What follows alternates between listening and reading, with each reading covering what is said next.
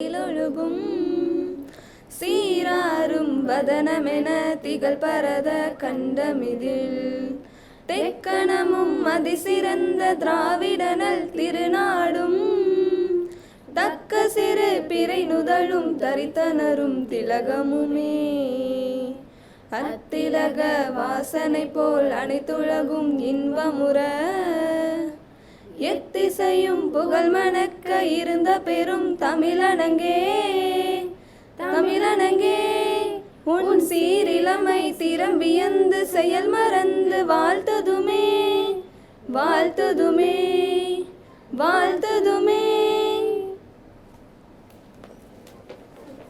அடுத்ததாக வரவேற்புரை வழங்க SRM அறிவியல் மற்றும் கலையியல் புலத்தின் தமிழ்துறை தலைவர் முனைவர் சரஸ்வதி அம்மையார் அவர்களை அன்போடு அழைக்கிறோம்.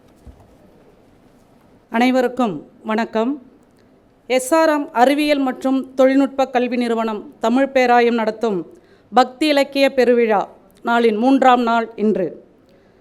ஆதியில் உதித்த மொழி, தென்பொதிகையில் தவழ்ந்த மொழி, இனிமை கூட்டும் இன்ப மொழி, நன்மை விளைவிக்கும் நற்செம்மொழியாம் எனது அன்னை தமிழை வணங்கி எனது வரவேற்புரையை தொடங்குகிறேன். தலைமையுரை. இவர் ஆசிரியர் குலத்தின் இலக்கணமாகவும் ஆசிரியர் குலத்தின் இலக்கியமாகவும் விளங்குபவர். வலுவான ஆளுமை பண்புடையவர். எங்கள் புலத்தின் உயிர்காற்றாக விளங்குபவர். முருகப்பெருமானின் பெயரை கொண்டவர். ஆம், அவர்தான் அறிவியல் மற்றும் கலையியல் புலத்தின் புலத் தலைவர் முனைவர் துரைசாமி ஐயா அவர்களை வரவேற்பதில் பெருமகிழ்ச்சி கொள்கிறேன். அடுத்ததாக வாழ்த்துரை வழங்குபவர். இவரோ கணினித்துறையைச் சேர்ந்தவராயினும் தமிழின் மீது ஆழங்கால் பதித்தவர். ஆள்போல் அனைவரையும் தாங்கி பிடிப்பவர். இங்கே ஆள் என்பது ஆலமரம். அதற்கு அடுத்ததாக ஐயாவினுடைய பேரையும் கொஞ்சம் சேர்த்து பார்த்துக்கோங்க. ஆள்போல் அனைவரையும் தாங்கி பிடிப்பவர். பார்ப்பதற்கு விரியவிருக்கும் மொட்டு போன்றவர். மொட்டு அப்படின்னா பட், ஆல் பட் அப்படின்றது போட்டிருக்குது. ஆள்போல் அனைவரையும் தாங்கி பிடிப்பவர்.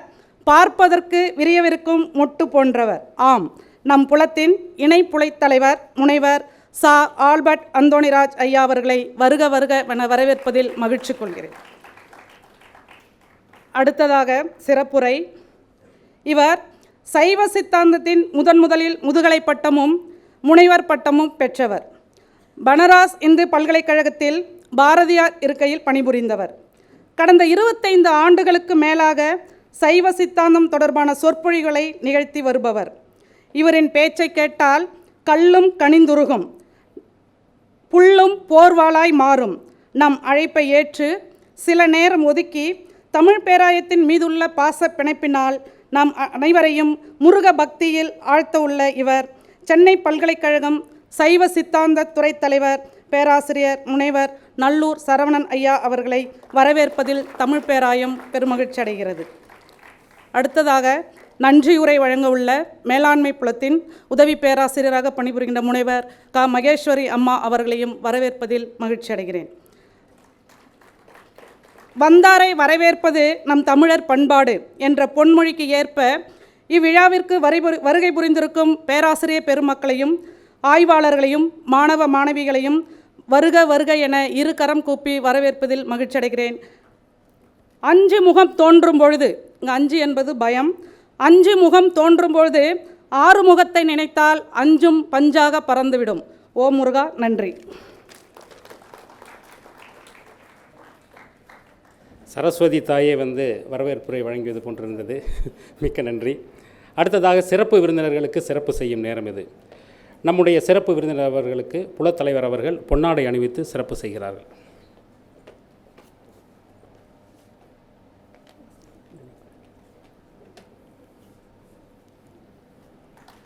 நினைவு பரிசை இணை புலத்தலைவர் அவர்கள் சிறப்பு விருந்தினர்களுக்கு அன்பளிக்கிறார்கள். ஐயா, நம்முடைய புலத்தலைவர் அவர்களுக்கு SRM பல் மருத்துவக் கல்லூரியின் பேராசிரியர் சிவச்சந்திரன் ஐயா அவர்கள் பொன்னாடை அணிவித்து சிறப்பு செய்கிறார்கள்.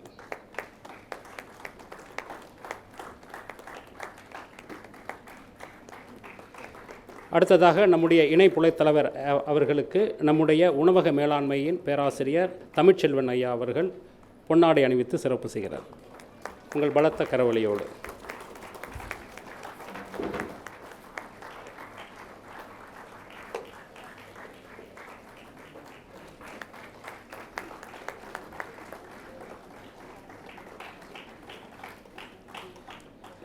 அடுத்ததாக தலைமை உரையாற்ற SRM அறிவியல் மற்றும் கலையியல் புலத்தின் புலத்தலைவர் முனைவர் துரைசாமி ஐயா அவர்களை அன்போடு அழைக்கிறோம்.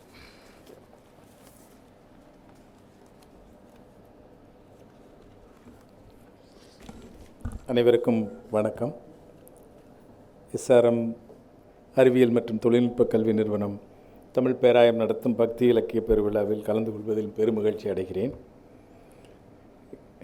இன்றைய நிகழ்விற்கு சிறப்புரையாற்ற வந்திருக்கின்ற பேராசிரியர் முனைவர் நல்லூர் சரவணன் அவர்களையும் மகிழ்ச்சியுடன் SRM பல்கலைக்கழகம் வரவேற்கிறது. இன்று கொடுக்கப்பட்டுள்ள தலைப்பு ஐயாவுக்கு குடி முழுதாண்ட குமரன். இதை எப்படி அர்த்தப்படுத்திக் கொள்வது என்று நான் பார்க்கும் பொழுது,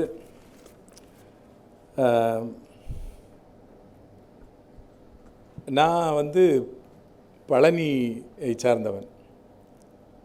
பழனி பக்கத்தில் ஒரு 11 கிலோமீட்டரில் ஒரு நரிக்கல்பட்டிங்கிற சின்ன கிராமத்திலிருந்து வந்தவன்.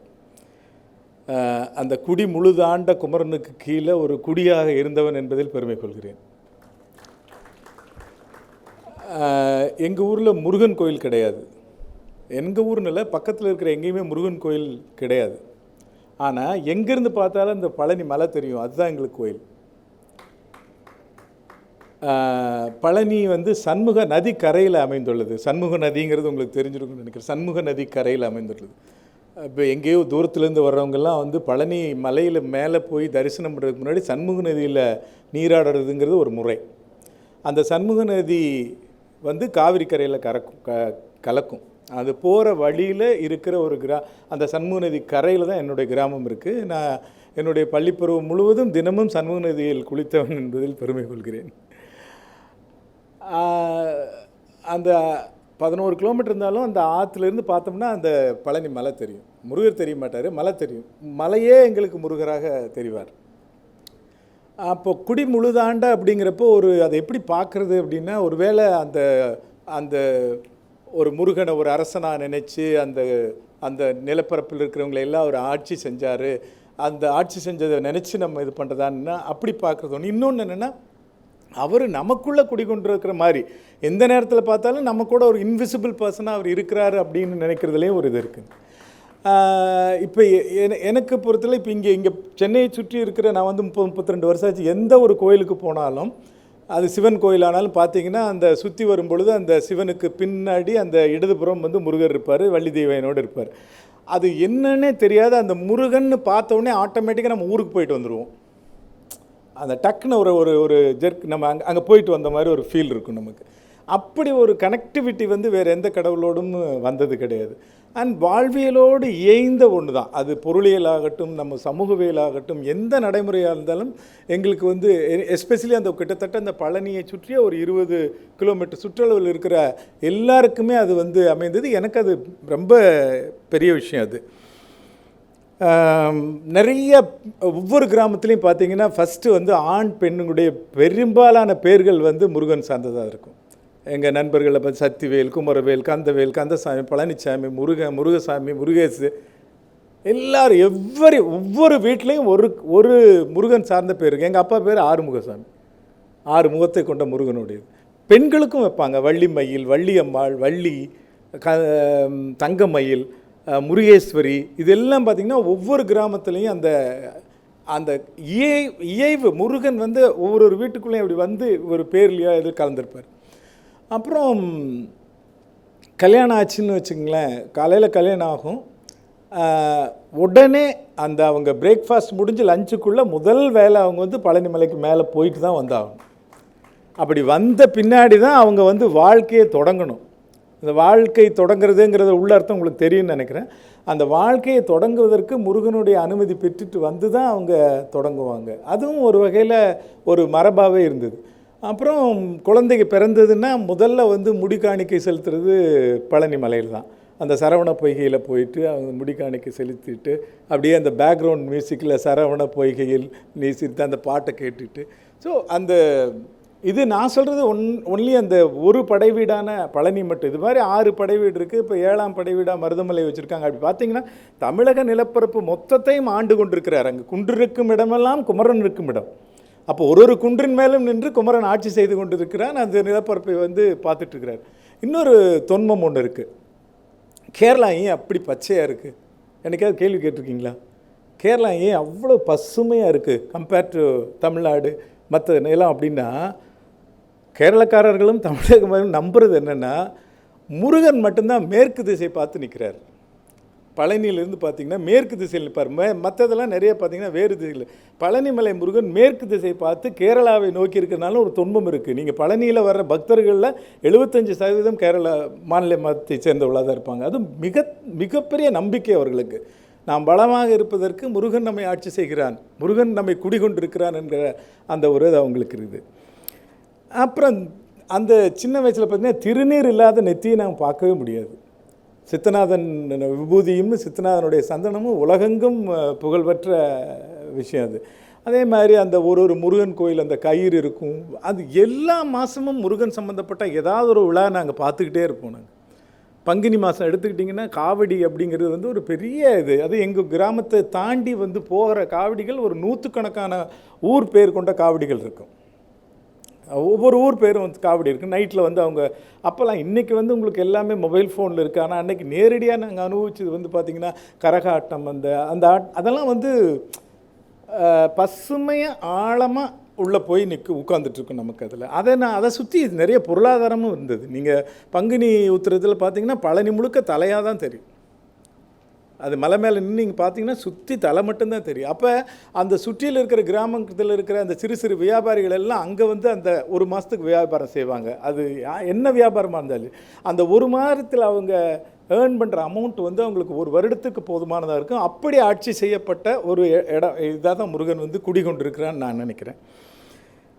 எனக்கு இன்னும் ஒரு பெரிய சந்தோஷமானது, இப்போ தான் நான் நண்பர்கள் இருக்காங்க. நான் படித்தது வந்து அருள்மிகு பழனியாண்டவர் கலைக்கல்லூரி.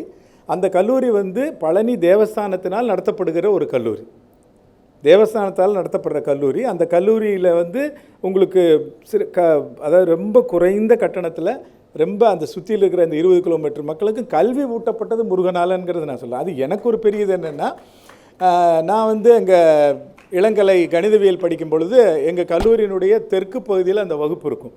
அந்த வகுப்பில் ஜன்னல் ஓரத்தில் நான் உட்காந்துட்டு ஜன்னலை திறந்து பார்த்தா இடும்பன் மலையும் பழனி மலையும் டெய்லி பார்த்துட்டே இருப்பேன். நான் அதில் கொடுப்பினேன், பெரிய கொடுப்பினேன். எங்கே உட்காந்தாலும் எந்த இடத்துல உட்காந்தாலும் குன்றை பார்த்தா குமரனை பார்த்த மாதிரி. அப்போ சார் சொல்லிக் கொடுக்குறது மேத்ஸ் புரியலைன்னா, முருகா இப்படி என்னது இப்படி போயிட்டுருக்கு, லெவல் வேறு மாதிரி இருக்குதுன்னு சொல்கிற மாதிரி இருக்குது. அப்புறம் எங்களுக்கு இன்னும் நிறைய அனுபவங்கள் பார்த்திங்கன்னா, அப்போல்லாம் அந்த நம்ம இப்போ கல்லூரிகளில் வந்து அப்படி இல்லை. அந்த காலத்தில் கல்லூரியில் பார்த்திங்கன்னா அப்பப்போ ஸ்ட்ரைக் நடக்கும். கல்லூரியில் ஸ்ட்ரைக் நடந்ததுன்னா அடுத்த நிமிஷம் ஒரு அரை மணி நேரத்தில் பழனி மலை மேலே இருக்கலாம். நாங்கள் அங்கே கொண்டு வந்து சாப்பாடை சாப்பிட்டுட்டு அந்த முருகனோட அதை பார்த்துட்டு, ஸோ வாழ்வியலோடு 2 கலந்து விட்ட விஷயமாக தான் எனக்கு வந்து இதை கொடுத்த ஐயாவுக்கு மிக்க நன்றி. எனக்கு வந்து அதை நினச்சி பார்க்குறதுக்கான ஒரு இது கிடச்சிது. அண்டு இன்னொரு இது பார்த்திங்கன்னா, அந்த அதை ஒரு மாதத்துக்கும் ஒரு தை மாதம் எடுத்துக்கிட்டிங்கன்னா தைப்பூசம். நீங்கள் தைப்பூசம் வந்து சென்னையிலேருந்தெல்லாம் நடந்து வர்றாங்க. அதுவும் காரைக்குடி பகுதியில் இருக்கிற அந்த நகரத்தார்கள் நடந்து வர்றதை பார்த்தீங்கன்னா கூட்டமாக சிறு குழந்தைகள் முதல் 70 வயது வரை உள்ளவர்கள் எல்லாமே நடந்து வந்துட்டுருப்பாங்க. அது என்ன பக்தின்னு தெரியல. இப்போ இருக்கிற சினிமா ரசிகர்கள் எப்படி வெறித்தனமாக சில பேர் மேலே இருக்காங்களோ, அது மாதிரி முருகன் மேலே வெறி கொண்டு பக்தர்கள் நிறையா இருக்காங்க. 1 வீக் அவங்க அப்படியே டெய்லி நடந்து வந்து அங்கங்கே சாப்பிட்டு, எங்கள் ஊர்லேயும் இந்த பங்குனி உத்திரத்தில் காவடி போகிறதுங்கிறது 1 வாரம் அப்படி போயிட்டு இருந்துட்டுருப்பாங்க. அப்புறம் இன்னொன்று வந்து என்னென்னா, இந்த சித்திரை மாதம் கடைசி 7 நாள், வைகாசி மாதம் முன் 7 நாள், பின்னேழு முன்னேழுன்னு சொல்லுவாங்க. அது கழிவு, இந்த அக்னி நட்சத்திர கழிவுன்னு சொல்கிறீங்களே, அக்னி நட்சத்திரம். அந்த டயத்தில் அந்த மலையை சுற்றி நடந்து வருவாங்க. அதுக்கு ஒரு தொன்ம கதை சொல்லியிருக்கிறாங்க. அது எனக்கு இப்போ ஞாபகம் வருது. ஏன் அப்படி நடக்கணும் அப்படிங்கிறதுக்கு அவங்க என்ன சொல்கிறாங்க அப்படின்னா, நீங்கள் ராமாயணத்தில் வந்து அனுமன் இந்த ராவணனுக்கும் இந்த ராமனுக்கு நடக்கிற போரில் ஒரு பர்டிகுலர் டேயில் வந்து லட்சுமணன் தாக்கப்பட்டு மூர்ச்சை ஆகிடுவார். அவரை வந்து நீங்கள் உயிர்ப்பிக்கணும் அப்படின்னா அந்த சஞ்சீவி பர்வத அந்த ஒரு இதை கொண்டு வந்தீங்கன்னா தான் முடியுன்னொடனே அது அனுமர் ஒருனதுனால தான் பண்ண முடியும். அவர் போய் அவர் அதை தேடலாம் முடியாது, அவசரமாயிடுச்சு. ஸோ அப்படி மலையவே பேத்துட்டு வந்துடுறாரு. மலையை பேத்துட்டு இங்கே வந்து கொடுத்தோடனே அவங்க எடுத்து சஞ்சீவி இதை எடுத்து லட்சுமணனை உயிர்ப்பிச்சிடுறாங்க. சரி, அப்போ திருப்பி மலையை கொண்டு போய் வைக்கணுமில்ல. ராமர் சொல்கிறாரு, எப்பா நீ கொண்டு போய் வச்சுடு, இல்லைன்னா அங்கே வந்து பெரிய பிரச்சனை ஆகிடுன்றோடனே இவர் அப்போ எங்கள் பெரியவங்களாம் சொன்னது அந்த கலோக்கையில் அங்கே அது குரங்கு தானே அப்படின்னு சொல்லி ராமர்ஸுக்கு இந்த பக்கம் போயிட்டு கொண்டு வரேன்னு சொல்லிட்டு கொஞ்சம் தூரத்தில் போய் தூக்கி போட்டுச்சான். தூக்கி போட்டதில் வெடித்தது வந்து நிறைய இடத்துல குன்றாக இருக்குது. அதுதான் குமரன் இதாக இருக்குது. இதில் அதில் ஒரு இது பழனிமலை. அந்த மக்கள் நம்பிக்கையோடு அதை சுற்றி வந்தாங்கன்னா அந்த சஞ்சீவி காற்று பட்டால் எனக்கு வந்து உடல்நிலை வருஷம் முழுக்க இருக்காதுங்கிற மாதிரி இப்படி கதைகளை கேட்டு கேட்டு தான் வளர்ந்துருக்காது. அது உண்மையாக பொய்யானலாம் தெரியாது. ஆனால் இன்றைக்கும் முழு நம்பிக்கையோடு அவர் ஆயிரக்கணக்கான மக்கள் சுற்றுறாங்க. திருவண்ணாமலை அந்த கிரிவலத்துக்கெல்லாம் முன்னாடியே பழனி கிரிவலம் வந்து நூற்றாண்டுகள் பழமை வாய்ந்த ஒரு விஷயமா இருக்குது. ஐயா சொன்னாங்க திருஆவினன்குடி அப்படின்னு சொல்லி. திருவாவினன்குடி இன்னொரு பெரிய கோயில் வந்து பெரியநாயகி அம்மன் கோயில் ஒன்று இருக்குங்க ஐயா பழனியில். 1000 ஆண்டு காலத்துக்கு பழமை வாய்ந்து அந்த மாதிரி கோயிலெலாம் நம்ம பார்க்கவே முடியாது. அப்படிப்பட்ட கோயில்கள் அதெல்லாமே வந்து நீங்கள் பழனி மலையில் எது செய்கிறதா இருந்தாலும் முதல் பிள்ளையார் சொல்லி வந்து அந்த நாயகி அம்மன் பெரியநாயகி அம்மன் கோயிலில் தான் வச்சு பண்ணுவாங்க. இதெல்லாமே ஒரு இது அந்த அரகரா சத்தத்தை வந்து கேட்டாலே வந்து ஒரு பெரிய இதாக இருக்குது. இன்னும் சொல்லப்போனால் அந்த கிராமங்களில் வாழ்கிற ஒரு குழந்தைக்குமான தாலாட்டு வந்து காவடி சிந்து தான். காவடி சிந்து மட்டுமே தான் தாலாட்ட பாடப்படும். என்னுடைய பேராசிரியர்கள் 2-3 பேர் அதை பற்றி பிஹெச்டியே பண்ணியிருக்கிறாங்க. அது எப்படி வந்து நம்மளை வழிப்படுத்துது நெறிப்படுத்துது அப்படிங்கிற மாதிரியெல்லாம் அதெல்லாம் கேட்குற வாய்ப்பு இன்றைக்கி இல்லாமல் போயிடுது. இன்னொரு வழக்கம் எப்படின்னா, அமாவாசை நாள் கார்த்திகை நாள் நீங்கள் கேள்விப்பட்டிருப்பீங்க. அந்த சுற்றி இருக்கிற பழனியை சுற்றி இருக்கிற கிராமங்களில் இருக்கிறவங்களோட இது என்னென்னா, அந்த அமாவாசை நாளில் அவங்க எந்த ஒர்க்கும் பண்ண மாட்டாங்க. ஒரு நெசவாளர்கள் வந்து 30 நாள் நெசவு நெய்கிறாங்கன்னா அந்த ஒரு நாள் அவங்களுக்கு மேண்டேட்ரி லீவ். விவசாயிகளுக்கு அன்றைக்கி மேண்டேட்ரி லீவ். அவங்க முக்கியமாக வேறு எந்த ஒர்க்கும் பண்ண மாட்டாங்க. அன்றைக்கி அவங்களோட வேலை என்னென்னா, அவங்க பழனி மலைக்கு போவாங்க. யாராவது ஒருத்தர் அந்த வீட்டிலேருந்து போயிட்டு வரணும். ஸோ இது மாதிரி எக்கச்சக்கமான அந்த நம்பிக்கைகள் என்னோடு இருக்குது. அந்த நம்பிக்கைகள் தான் அவங்கள வந்து வழிபடுத்துதுன்னு நான் நினைக்கிறேன். இப்படிப்பட்ட ஒரு பக்தி இலக்கிய பிரிவுலா எடுக்கிறதன் மூலமாக ஐயா மாதிரி ஆட்கள் வந்து சொல்லும் பொழுது இதுக்கு தேவையான விஷயமாக தான் தெரியுது. எஸ்பெஷலி இன்றைக்கி இருக்கிற இளைஞர்களுக்கு. இன்றைக்கி காலையில் நான் இங்கே வரதுக்கு ஒரு 10 நிமிஷத்துக்கு முன்னாடி ஒரு ஆராய்ச்சியாளர் பப்ளிக் ஸ்கூல் ஹெல்த்துலேருந்து வந்தாங்க. அவங்க என்கிட்ட ஒரு பெர்மிஷன் கேட்க வந்தாங்க. எதுக்காக பெர்மிஷன் கேட்க வந்தாங்க அப்படின்னா, இந்த 17, 18, 19, 20 இந்த வயதினர் வந்து நிறைய டிஸ்டர்ப் பண்ணப்படுறாங்க. நிறைய வந்து இந்த சோசியல் மீடியானால் பாதிக்கப்படுறாங்க. அவங்க அந்த பாதிக்கப்படுறதுன்னா எப்படி வழிப்படுத்துறதுன்னு கொண்டு வரணும் அப்படிங்கிற ஒரு இதில் கேட்குறாங்க. அதுக்கு என்ன காரணமாக இருக்குன்னு நான் நினைக்கிறேன் அப்படின்னா, இன்றைக்கி எல்லாமே கூட்டு குடும்பமாக இருந்தால் கூட எல்லோரும் தனித்தனி ஃபோனில் வச்சுக்கிட்டு ஒரு உரையாடல் இல்லை. இந்த மாதிரி நான் இப்போ சொன்ன ஒரு இந்த மாதிரி விஷயங்களெல்லாம் அவங்களுக்கு அனுபவம் இல்லை. நெறிப்படுத்துவதற்கான வழிமுறை இல்லை. ஒரு கடவுள் மேலே ஒரு நம்பிக்கை அல்லது அந்த மாதிரி விஷயங்கள் இல்லையோ, அப்போ இந்த மாதிரி ஆய்வுகள் தேவைப்படுதோ அப்படிங்கிற மாதிரி ஒரு எண்ணம் எனக்கு உதிச்சுது. ஸோ இந்த மாதிரி இன்றைக்கி கோயில்களில் கூட்டம் நிறைய இன்றைக்கி இருக்குது. நீ எந்த கோயிலுக்கு போனாலும் நம்ம வந்து உள்ளே நுழைஞ்சு ஒரு மணி நேரத்தில் பார்க்க முடியாத அளவுக்கு தான் சாமி பார்க்க முடியாத அளவுக்கு இருக்குது. திருப்பதியெல்லாம் சொல்லவே வேணாம். என்ன காரணம் அப்படின்னு பார்த்தீங்கன்னா, மோர் ஆஃப் அ ஸ்ட்ரெஸ், மன அழுத்தங்களால் தான் எல்லோரும் சிறு வயது முதல் பெரிய வயதினர் வரைக்கும் இருக்காங்க. அப்போ எங்கடா போகிறது அப்படின்னு பிதுங்கி வெளியே போய் அந்த கோயிலுக்குள்ளே விழுகிறதுக்கு தான் பார்க்குறேன். அதை நீங்கள் வந்து யாரும் இன்னும் வந்து நான் ஃபோனில் வந்து சாமி பார்த்து மகிழ்ச்சி அடைய முடியறதில்ல. வெறும் ஃபோட்டோவாக வைக்கலாமா ஒழிய, நீங்கள் அதை உள்ளார அதை பார்த்து சந்தோஷப்பட்டு அந்த ஒரு ஒத்த தீபாராதனையில் அதில் நம்ம உள்ளே வாங்குறதுக்கு வந்து அந்த ஃபீல் வந்து கிடைக்கணுங்கிற ஒரு இங்கே இருக்கிற அழுத்தத்தை கொண்டு போய் இங்கே வெடிக்கிறதுக்காக தான் கோயிலுக்கு போகிறாங்கன்னு நான் நினைக்கிறேன். அதுக்கான காரணங்களும் இந்த மாதிரி இல்லை, ஒரு அனுபவங்கள் இல்லாததாக கூட இருக்கலாம். அதை ஈடுகட்டும் வகையில் இந்த மாதிரி பெருவிழாக்கள் நடக்கிறது வந்து ரொம்ப பெரிய விஷயங்கள். இன்றைக்கி கேட்குற பாடல்களில் வந்து இப்போ கேட்டால் கூட அந்த சொல்ல இனிக்குதடா முருகா அப்படின்னு கேட்டோம்னா அப்படி பிழிஞ்சு எடுத்துகிட்டு போகும். நீங்கள் கீரில் போகிறப்ப அதை ஒரு பாட்டை கேட்டுட்டு அது ஒரு 5-6 பாட்டு இருக்குது. இந்த உள்ளம் முருகுதையா, அந்த அழகென்ற சொல்லுக்கு அது.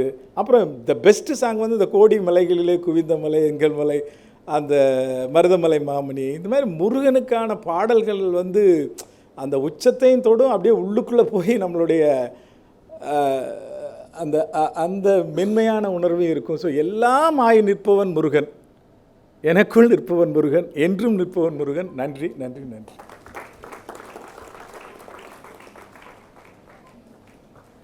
மிக்க நன்றி ஐயா. பழனிக்கு போகாதவர்கள் பழனியை சுற்றி உள்ள மக்களின் வாழ்க்கை முறை எப்படியெல்லாம் இருக்கும் என்பதை நம் கண்முன் ஒரு திரைப்படமாக விரிவித்தார். ஐயா சொல்லும்போது அப்படியே எங்கள் ஊர் ஞாபகம் வந்தது. நாங்கள் திருச்செந்தூர், எல்லாருமே எங்கள் வீட்டில் எல்லாருமே முருகன் பேர் தான், எல்லாருக்குமே முருகன் பேர் தான், எங்கள் ஊரில் எல்லாருக்குமே முருகன் பேர் தான் இருக்கும். ஐயா சொன்னது அப்படியே எங்கள் ஊரோட பொருத்தி பார்த்து விடலாம். மிக சிறப்பான ஒரு தலைமை உரை ஐயா, மிக்க நன்றி. அடுத்ததாக வாழ்த்துறை வழங்க வருகிறார் SRM அறிவியல் மற்றும் கலையியல் புலத்தின் இணைப்புல தலைவர் முனைவர் சா ஆல்பர்ட் அந்தோனிராஜ் ஐயா அவர்கள். ஐயா அவர்களோடு நாங்கள் நிறைய கோவிலுக்கு போயிருக்கோம், பிள்ளையார்பட்டி ஆதினங்கள்லாம் போயிருக்கோம். எல்லா கோவிலுக்கும் ஐயா உள்ளே அந்த இறைவனை தரிசிப்பாங்க. அப்போ நான் நினச்சேன், இப்படி ஒரு மத ஒற்றுமை நம்ம நாட்டில் உலகத்தில் இருந்தால் நாடு எவ்வளோ மகிழ்ச்சியாக இருக்குன்னு. ஐயா அதற்கு ஒரு சிறந்த ஒரு வழிகாட்டியாக இருக்கிறார். நன்றி.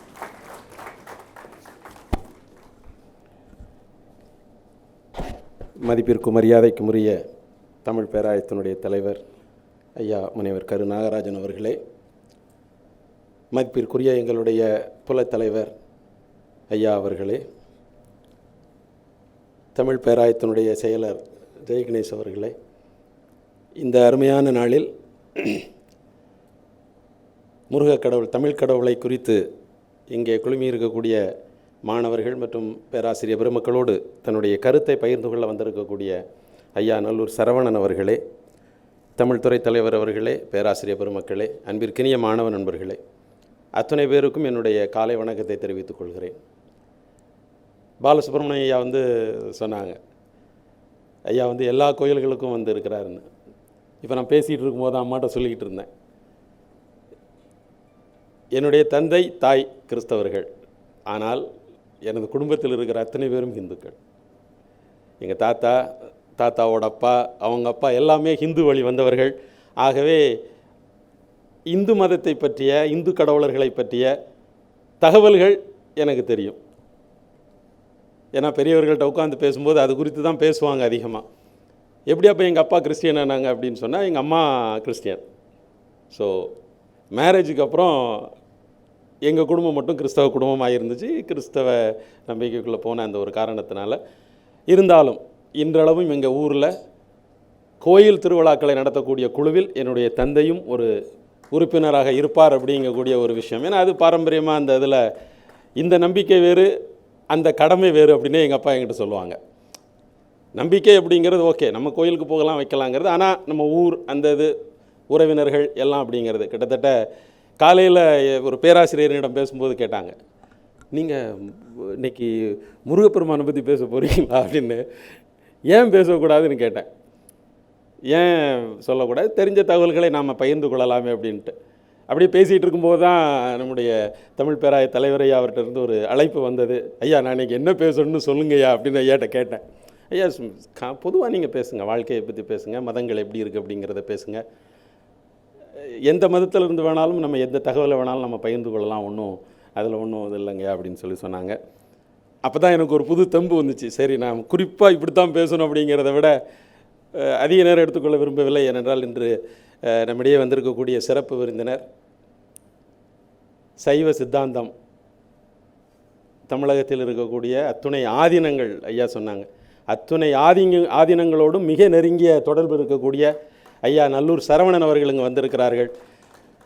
அப்படி மிகப்பெரிய தொடர்பில் இருக்கக்கூடியவர்கள் மிகப்பெரிய கருத்துக்களை நம்மோடு பகிர்ந்து கொள்ள வந்திருக்கிறார்கள். அவர்களுடைய நேரத்தை நான் எடுத்துக்கொள்ள விரும்பவில்லை. ஏன்னா அங்கே இருக்கக்கூடிய ஒவ்வொருத்தருடைய முகத்தையும் நாங்கள் உட்காந்து பார்த்துக்கிட்டே இருந்தேன்.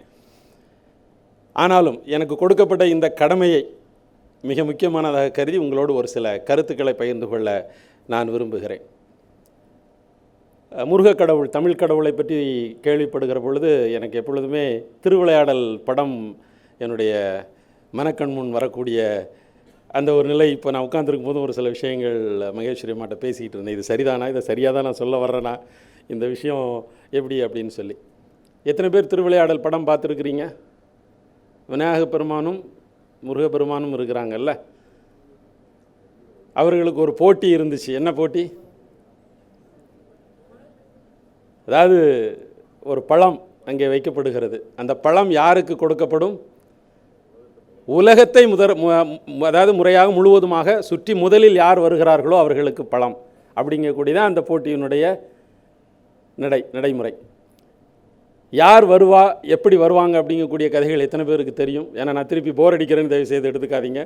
கிட்டத்தட்ட ஒரு 6-7 கரங்கள் உயர எழும்புகின்றன. இருந்தாலும் எல்லாருக்கும் நிச்சயமாக தெரியும் நான் சொன்னேன் அப்படின்னு சொன்னேன். அந்த போட்டி ஆரம்பமான உடனேவே முருகப்பெருமான் என்ன பண்ணுவாங்க? மயில் வாகனம், சிங்கமயில் வாகனத்தில் ஏறி உலகை சுற்றி வர கிளம்பிடுவாங்க. ஆனால் அவருடைய அண்ணன் விநாயக பெருமான், அவருக்கு வாகனம் சிங்க வாகனம் இல்லை. அவர் என்ன பண்ணுவாங்க அப்படின்னு சொன்னால், பெற்ற தாய் தந்தை தான் உலகம் அப்படிங்கக்கூடிய அளவில் தாய் தந்தையரை சுற்றி வந்து நான் உலகத்தையே சுற்றி வந்து விட்டேன் அப்படிங்கக்கூடிய ஒரு மிகப்பெரிய தெளிந்த கருத்தை அங்கே வந்து அடிப்படையாக வைத்து அந்த கனியை பெற்றுக்கொள்வார்கள். திரும்பி வந்த முருகப்பெருமானுக்கு மிகப்பெரிய ஏமாற்றம் இல்லை, மிகப்பெரிய ஏமாற்றம். உடனே முருகப்பெருமான் என்ன பண்ணுறாங்க? மலையில் போய் உட்காந்துக்கிறாங்க. எங்கெங்கு காணினும் முருகப்பெருமானுடைய ஆலயங்கள் அமைய பெற்றிருக்கிறது குன்றுகள் தான். முருகப்பெருமான் கோவிச்சுட்டு போய் ஒரு மலையில் உட்கார்ந்ததுனால அவருக்கான கோயில்கள் எங்கே இருக்கும் அப்படின்னு சொன்னால் திருக்கோயில்கள் குன்றுகளில் இருக்கின்றன அப்படிங்கக்கூடிய ஒன்று. நான் அதனை இன்னொரு கண்ணோட்டத்தோடு பார்க்க விரும்புகிறேன். முருகப்பெருமான் உயர்ந்து நிற்கின்றார். அதுக்காக விநாயக பெருமானை நான் குறைத்து மதிப்பிடவில்லை, தயவுசெய்து தவறாக யாரும் அதனை திரித்து கொள்ள வேண்டாம். உயர்ந்து இருக்கிறார். நம்முடைய கண்கள், நம்முடைய தலை உயரே பார்க்கிறது. நாம் உயர வேண்டும் என்கின்ற எண்ணம் நமக்குள்ளாக வருகிறதோ அப்படிங்கக்கூடிய ஒரு சிறிய உணர்வு முருகப்பெருமானை நாம் நோக்குகிற பொழுதெல்லாம் அப்படிங்கக்கூடிய ஒரு இது சரிதானா? ஸோ நம்முடைய புலத்தலைவர் ஐயா அவர்கள் சொன்னாங்க நிறைய இது. நானும் ஊரில் ஒரு 30-40 நாட்கள் பார்க்குற பொழுது பார்த்தீங்க அப்படின்னு சொன்னால் ஊரில் முழுக்க முருகன் பாடலாக இருக்கும். எங்கள் ஊர்லேயுமே அதே மாதிரி தான். 2 முருகன் கோயில்கள் பக்கத்தில் இருக்குது. ஒரு ராமர் கோயில் மலையில் இருக்குது. இந்த நாட்கள் அந்த பச்சை உடை உடுத்தி வந்து எல்லாரும் அந்த விரதம் இருந்து திருச்செந்தூர் முருகன் கோயிலுக்கு போகக்கூடிய அந்த நாட்கள் நீங்கள் பார்த்தீங்க அப்படின்னு சொன்னால் பாடல்கள் உண்மையிலே சார் சொன்ன மாதிரி இருந்தாலும் எனக்கு கிறிஸ்தவ பாடல்கள் கேட்குறதுங்கிறது அல்லது வழிபாடுகளில் பயன்படுத்துறதுங்கிறது ஒரு விதமாக இருந்தாலும் இத்தகைய பாடல்கள் நிச்சயமாக ஒரு பெரிய தெம்பினையும் நின்று கேட்கணும் அப்படிங்கக்கூடிய ஒரு ஈடுபாட்டையும் எல்லோருக்கும் ஏற்படுத்துகின்றன. அது என்ன அப்படின்னு சொன்னால், என் நிலையில் நாம் படைக்கப்பட்டிருக்கிறோம். நம்முடைய வாழ்க்கை அப்படிங்கிறது ஒரு குறிப்பிட்ட நோக்கத்தோடு படைக்கப்பட்டிருக்கிறது. ஒவ்வொரு மதங்களும் அதனைத்தான் அடிப்படையாக சொல்லித்தந்து கொண்டிருக்கின்றன இல்லையா? ஒவ்வொரு மதங்களும் அதை பற்றி ஒரு சிறிய குறிப்பு மட்டும் நான் வைத்திருக்கிறேன். அதை உங்களோடு பகிர்ந்து கொண்டு நான் என்னுடைய உரையை நிறைவு செய்ய விரும்புகிறேன். குறிப்பாக சொல்லப்போனால் இந்து மதத்தினுடைய சாராம்சமாக கருதப்படுவது என்ன அப்படின்னு சொன்னால், இறைவன் கொடுத்திருக்கக்கூடிய இந்த வாழ்க்கை ஒரு பயணமாக கருதப்படுகிறது. ஒரு பயணம். அந்த பயணம் நம்ம ஒரு இடத்துலேருந்து இன்னொரு இடத்துக்கு பயணத்துக்கு போகணுன்னா என்ன மாதிரியான தயாரிப்புகளை நாம் தயாரித்து கொள்வோம் இல்லை? ஒரு நாள் இரவு ஒரு இடத்துல நம்ம இல்லத்திலிருந்து வெளியே சென்று தங்க வேண்டும் அப்படிங்கக்கூடிய ஒரு நிலையில் இருந்தால் கூட எத்தகைய தயாரிப்புகளை நாம் செய்து கொள்வோம், எப்படி நாம் நம்மை ஆயத்தப்படுத்திக் கொள்வோம். இங்கேருந்து போய் அங்கேருந்து வர்ற வரைக்கும் சிரமமே நமக்கு வந்துடக்கூடாது அப்படிங்கிறதுல வாழ்க்கையும் அப்படித்தான். நாம் வாழ்க்கையில் எடுக்கக்கூடிய ஒவ்வொரு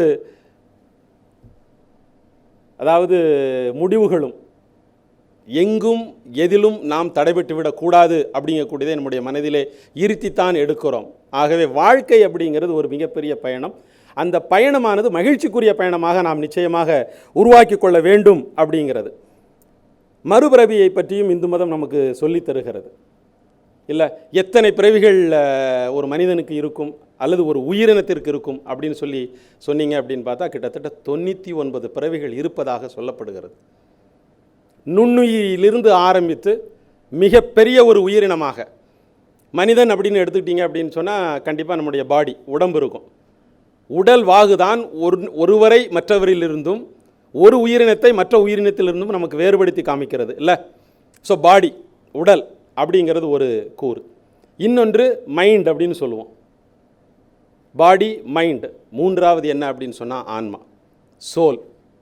இந்த மூன்றும் தான் ஒரு உயிரினம். அது எந்த உயிரினமாக வேண்டுமானாலும் இருக்கலாம். இந்த மூன்றும் அடிப்படையாக இருப்பதாக கருதப்படுகிறது. இதில் எது நிரந்தரமாக நம்மோடு இருக்க போகிறது அல்லது 99 பிறவிகள் இருப்பதற்கான வாய்ப்பு இருக்கிறது. 7 பிறவின்னு தான் நான் நினச்சிக்கிட்டு இருந்தேன்யா. நேற்று ஒருத்தரோட டிஸ்கஸ் பண்ணும்போது தான் எனக்கு 99 பிறவிகள் இருக்குது அப்படிங்கக்கூடிய ஒரு விதத்தை அவர் சொன்னது. நுண்ணுயிரியிலிருந்து ஆரம்பித்து மிகப்பெரிய ப்ளூவேல் வர, மிகப்பெரிய உயிரினம் வர ஆண்டவன் நம்மை படைக்கின்றான், அதற்கானது இருக்குது. அதில் ஒன்று மட்டும் நிலையானது, நம்முடைய ஆன்மா. இந்த ஆன்மாவை நாம் காப்பாற்றி கொள்ள வேண்டும் அப்படிங்கக்கூடியது. எப்பொழுதுமே கிறித்தவத்தில் கூட அந்த நம்பிக்கை உண்டு. உடல் மண்ணில் புதைக்கப்படுகிறது உண்மை, ஆனால் ஆன்மா ஆண்டவனிடம் எடுத்து செல்லப்படுகிறது, ஆண்டவனை தொழுவதற்காக எடுத்து செல்லப்படுகிறது அப்படிங்கக்கூடிய ஒரு உண்மை நிலை அப்படிங்கிறதை நான் உணர்கிறேன், அதனை நான் புரிந்து கொண்டதாக கருதுகிறேன். அப்போ இந்த உயிர்கள் எத்தனை முறை படைக்கப்பட்டாலும் மண்ணுக்குள்ளாக செல்கின்றன அப்படிங்கிறது ஒன்றாக இருந்தாலும் ஆன்மா ஒன்று தான். அப்போ 99வது முறை பிறப்பெடுத்த பிறகு என்ன சார் ஆகும் அப்படின்னு சொன்னால், அது நம்மை படைத்த ஆண்டவனோடு போய் ஐக்கியமாகிறது, அத்தோடு நம்முடைய வாழ்வு நிறைவு பெறுகிறது. அப்போ வாழ்வு நிலை அப்படிங்கிறது எப்பொழுது நம்முடைய ஆன்மா இறைவனோடு ஒன்றிக்கின்றதோ அதுவரை அப்படிங்கக்கூடிய ஒரு இது. அதுதான் அந்த மறுபிறவி அப்படிங்கக்கூடிய அந்த வார்த்தையினுடைய அர்த்தமாக நான் பார்க்கிறேன். கிறித்தவம் எப்படி சொல்லித் தருகிறது அப்படின்னு சொன்னால், வாழ்க்கை என்பது கடவுளால் அளிக்கப்பட்ட ஒரு கொடை. அந்த கொடையினுடைய நோக்கம் என்ன அப்படின்னு சொன்னால், விவிலியத்திலே தொடக்க நூல் அப்படின்னு நாங்கள் சொல்லுவோம், ஆதியாகமம் தொடக்க நூல் அப்படின்னு சொல்லுவோம். அதில் சொல்லியிருக்கிறது 7 நாட்கள் 6 நாட்கள் ஆண்டவர் எல்லாத்தையும் படைச்சிட்டாரு, 7ஆவது நாள் ஓய்வு எடுப்பதற்காக ஒரு நாளை உருவாக்கினார் அப்படின்ட்டு. அதிலே மிக தெளிவாக 5ஆவது நாள் சொல்லும்போது எப்படி சொல்லுவாங்க அப்படின்னு சொன்னால், எல்லா படைப்பும் இருக்குது, நீர், நிலம், ஆகாயம், பறவைகள், எல்லா உயிரினங்களும் படைக்கப்பட்ட பிறகு எல்லாம் மிக அருமையாக இருக்கிறது, நன்றாக இருக்கிறது அப்படிங்கிறத உணர்ந்த ஆண்டவன் அதனை ஆள்வதற்காக மனிதனை தன்னுடைய பிறப்பிலாக தன்னுடைய சாயலாக படைத்தான். அப்போ நாமெல்லாம் ஆண்டவனுடைய சாயலாக படைக்கப்பட்டிருக்கிறோம். உண்மையிலே ஒவ்வொருவரும் ஆண்டவனாக கருதப்பட வேண்டியவர்கள். நம்முடைய உள்ளமும் சரி எண்ணமும் சரி உயர்ந்ததாகவும் நிலைத்த தன்மையோடும் சகிப்புத்தன்மை கொண்ட மனப்பாங்கோடும் வளர்த்தெடுக்கப்படுகிற பொழுது ஆண்டவனுக்கு இணையாக அல்லது ஆண்டவனுக்கு நேராக, அதையும் யாரும் தயவு செய்து திருச்சி எடுத்துக்கோங்க, என்னடா மனுஷனை போய் ஆண்டவனோட இல்லை, ஆண்டவனுடைய உருவாக படைக்கப்பட்டிருக்கிற நாம் ஆண்டவனுக்கு இணையாக அல்லது அடுத்த நிலையில் இருக்கக்கூடிய தகுதினை பெறுவதற்கான வாழ்க்கை நிலையை உருவாக்கி கொள்ள வேண்டும் அப்படிங்கிறத கிறித்தவம் நமக்கு சொல்லித் தருகிறது. இஸ்லாமிய மதத்தை பொறுத்தளவில் என்ன அப்படின்னு சொன்னால், அதுவும் வாழ்க்கை என்பது அந்த வாழ்க்கையை நமக்கு கொடுத்த ஆண்டவனை முக்கியமாக நாம் சேவிச்சுக்கிட்டே இருக்கணும், ஆண்டவனை வணங்கி கொண்டே இருக்க வேண்டும் அப்படிங்கிறது கிறிஸ்தவ மதத்தினுடைய ஒரு இது. அதை இன்னும் அழுத்தம் திருத்தமாக இஸ்லாமிய மதம் நமக்கு சொல்லித் தருகிறது என்ன அப்படின்னு சொன்னால், நீ ஆண்டவனை தொழுகிற பொழுது 2 முக்கியமான விஷயங்களை சொல்கிறாங்க. ஒன்று என்ன அப்படின்னா, நேர்மையாக இருக்கணும். ஆண்டவனை தொழுகிறது நேர்மையாக இருக்கணும், நேர்மையாக ஆண்டவனை தொழணும். பொதுவாக சொல்லுவார்கள், சும்மா போய் ஆண்டவன்ட்ட போய் நின்றுட்டு எனக்கு இதை கூட அதை கூட இப்படி கூட அப்படி கூட நான் இப்படிலாம் இருக்கணும், என் வாழ்க்கையில் இப்படிலாம் இருக்கணும் அப்படிங்கிறது தான் ஜெபமா அப்படிங்கிறது இல்லை. என்ன காரணத்திற்காக என்னை நீ இங்கு படைத்தாயோ, என்னை போன்று நீ படைத்திருக்கக்கூடிய உயிர்கள் மகிழ்ச்சியாக வாழ வைப்பதற்கான வழிமுறையை எனக்கு கற்றுக்கொடு, அதன்படி நான் நடந்து உன்னை நான் சேவிப்பதனை இங்கு இருக்கக்கூடிய மக்களுடைய முகத்தில், அதுதான் ஏழையின் சிரிப்பில் இறைவனை காண்பது, சிம்பிளாக சொல்லப்போனால் அப்படிப்பட்ட ஒரு வாழ்க்கை முறையில் வளர வேண்டும் அப்படிங்கக்கூடிய ஒரு விஷயம்.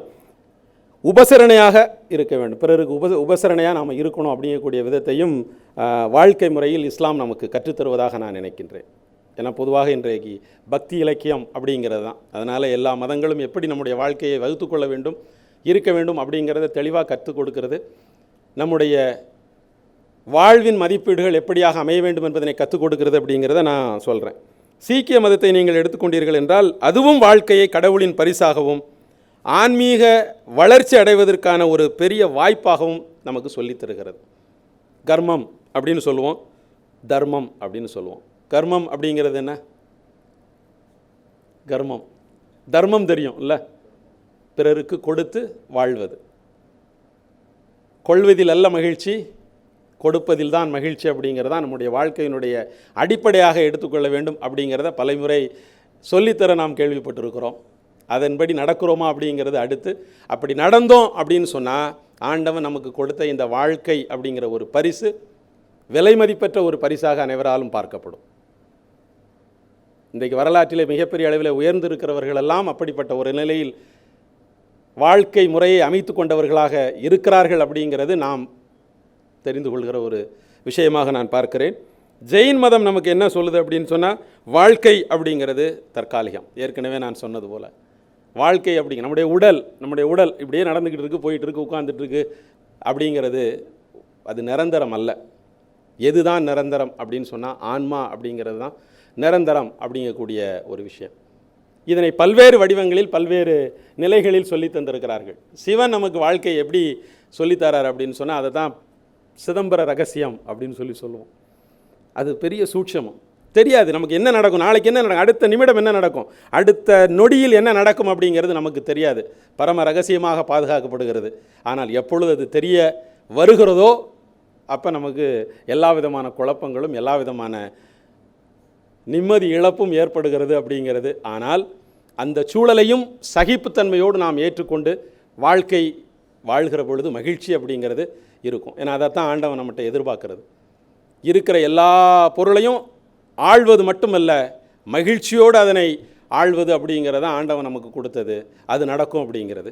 அதே விஷ்ணு என்ன சொல்கிறார் அப்படின்னு சொன்னால், எப்படிப்பட்ட ஒரு நிலையில் யோக மாயா கேள்விப்பட்டிருப்போம். எத்தனை பேர் ஆழ்நிலை தியானம் அப்படிங்கக்கூடிய ஒரு விஷயம் கேட்டிருப்போம்னு தெரியல. ரொம்ப அருமையான ஒரு தகவல் இருக்கிறது. என்ன அப்படின்னு சொன்னால், enlightenment is nothing but the endless excitement.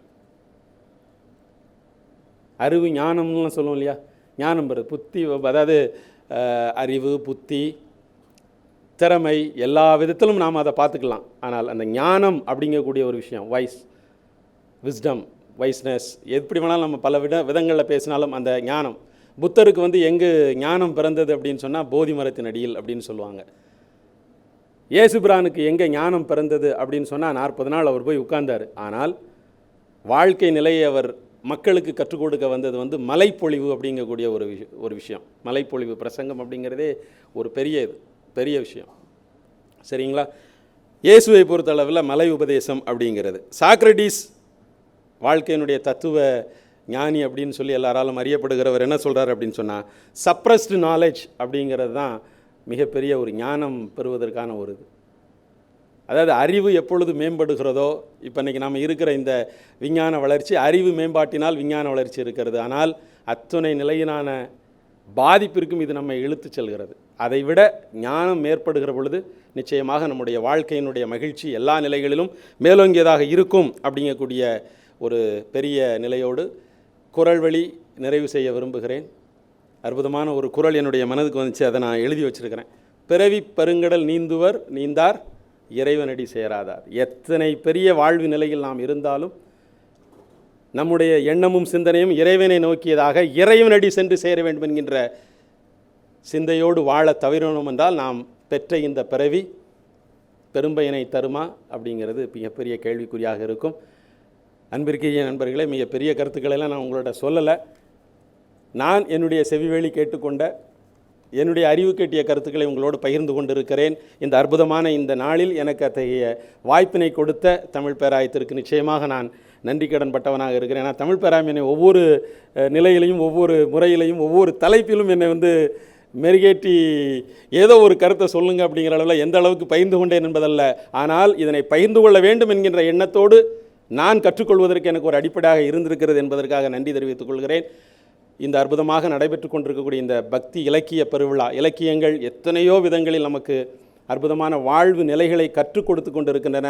அந்த நிலைகளை கற்றுக்கொண்டு உயர்ந்து நிற்கிற பொழுது மகிழ்ச்சி நமக்கு மட்டுமல்ல, நம்மை சூழ்ந்திருக்கிற அத்தனை பேருக்கும் நிலை கொண்டதாக இருக்கும்.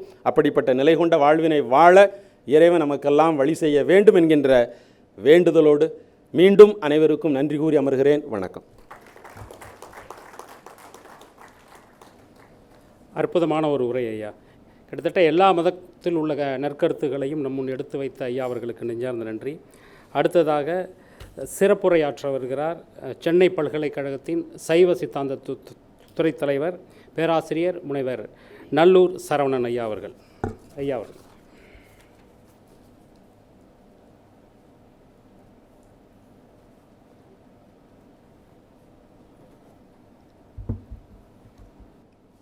அனைவருக்கும் வணக்கம். அரங்கம்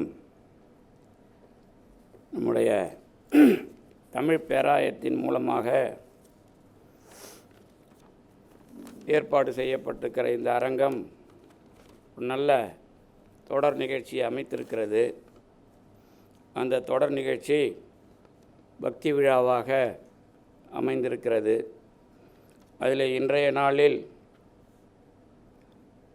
கலைமகள் பெயருடையவர் வரவேற்புரை நல்கிய பிறகு 2 ஆளுமைகளின் உரை அமைந்தது.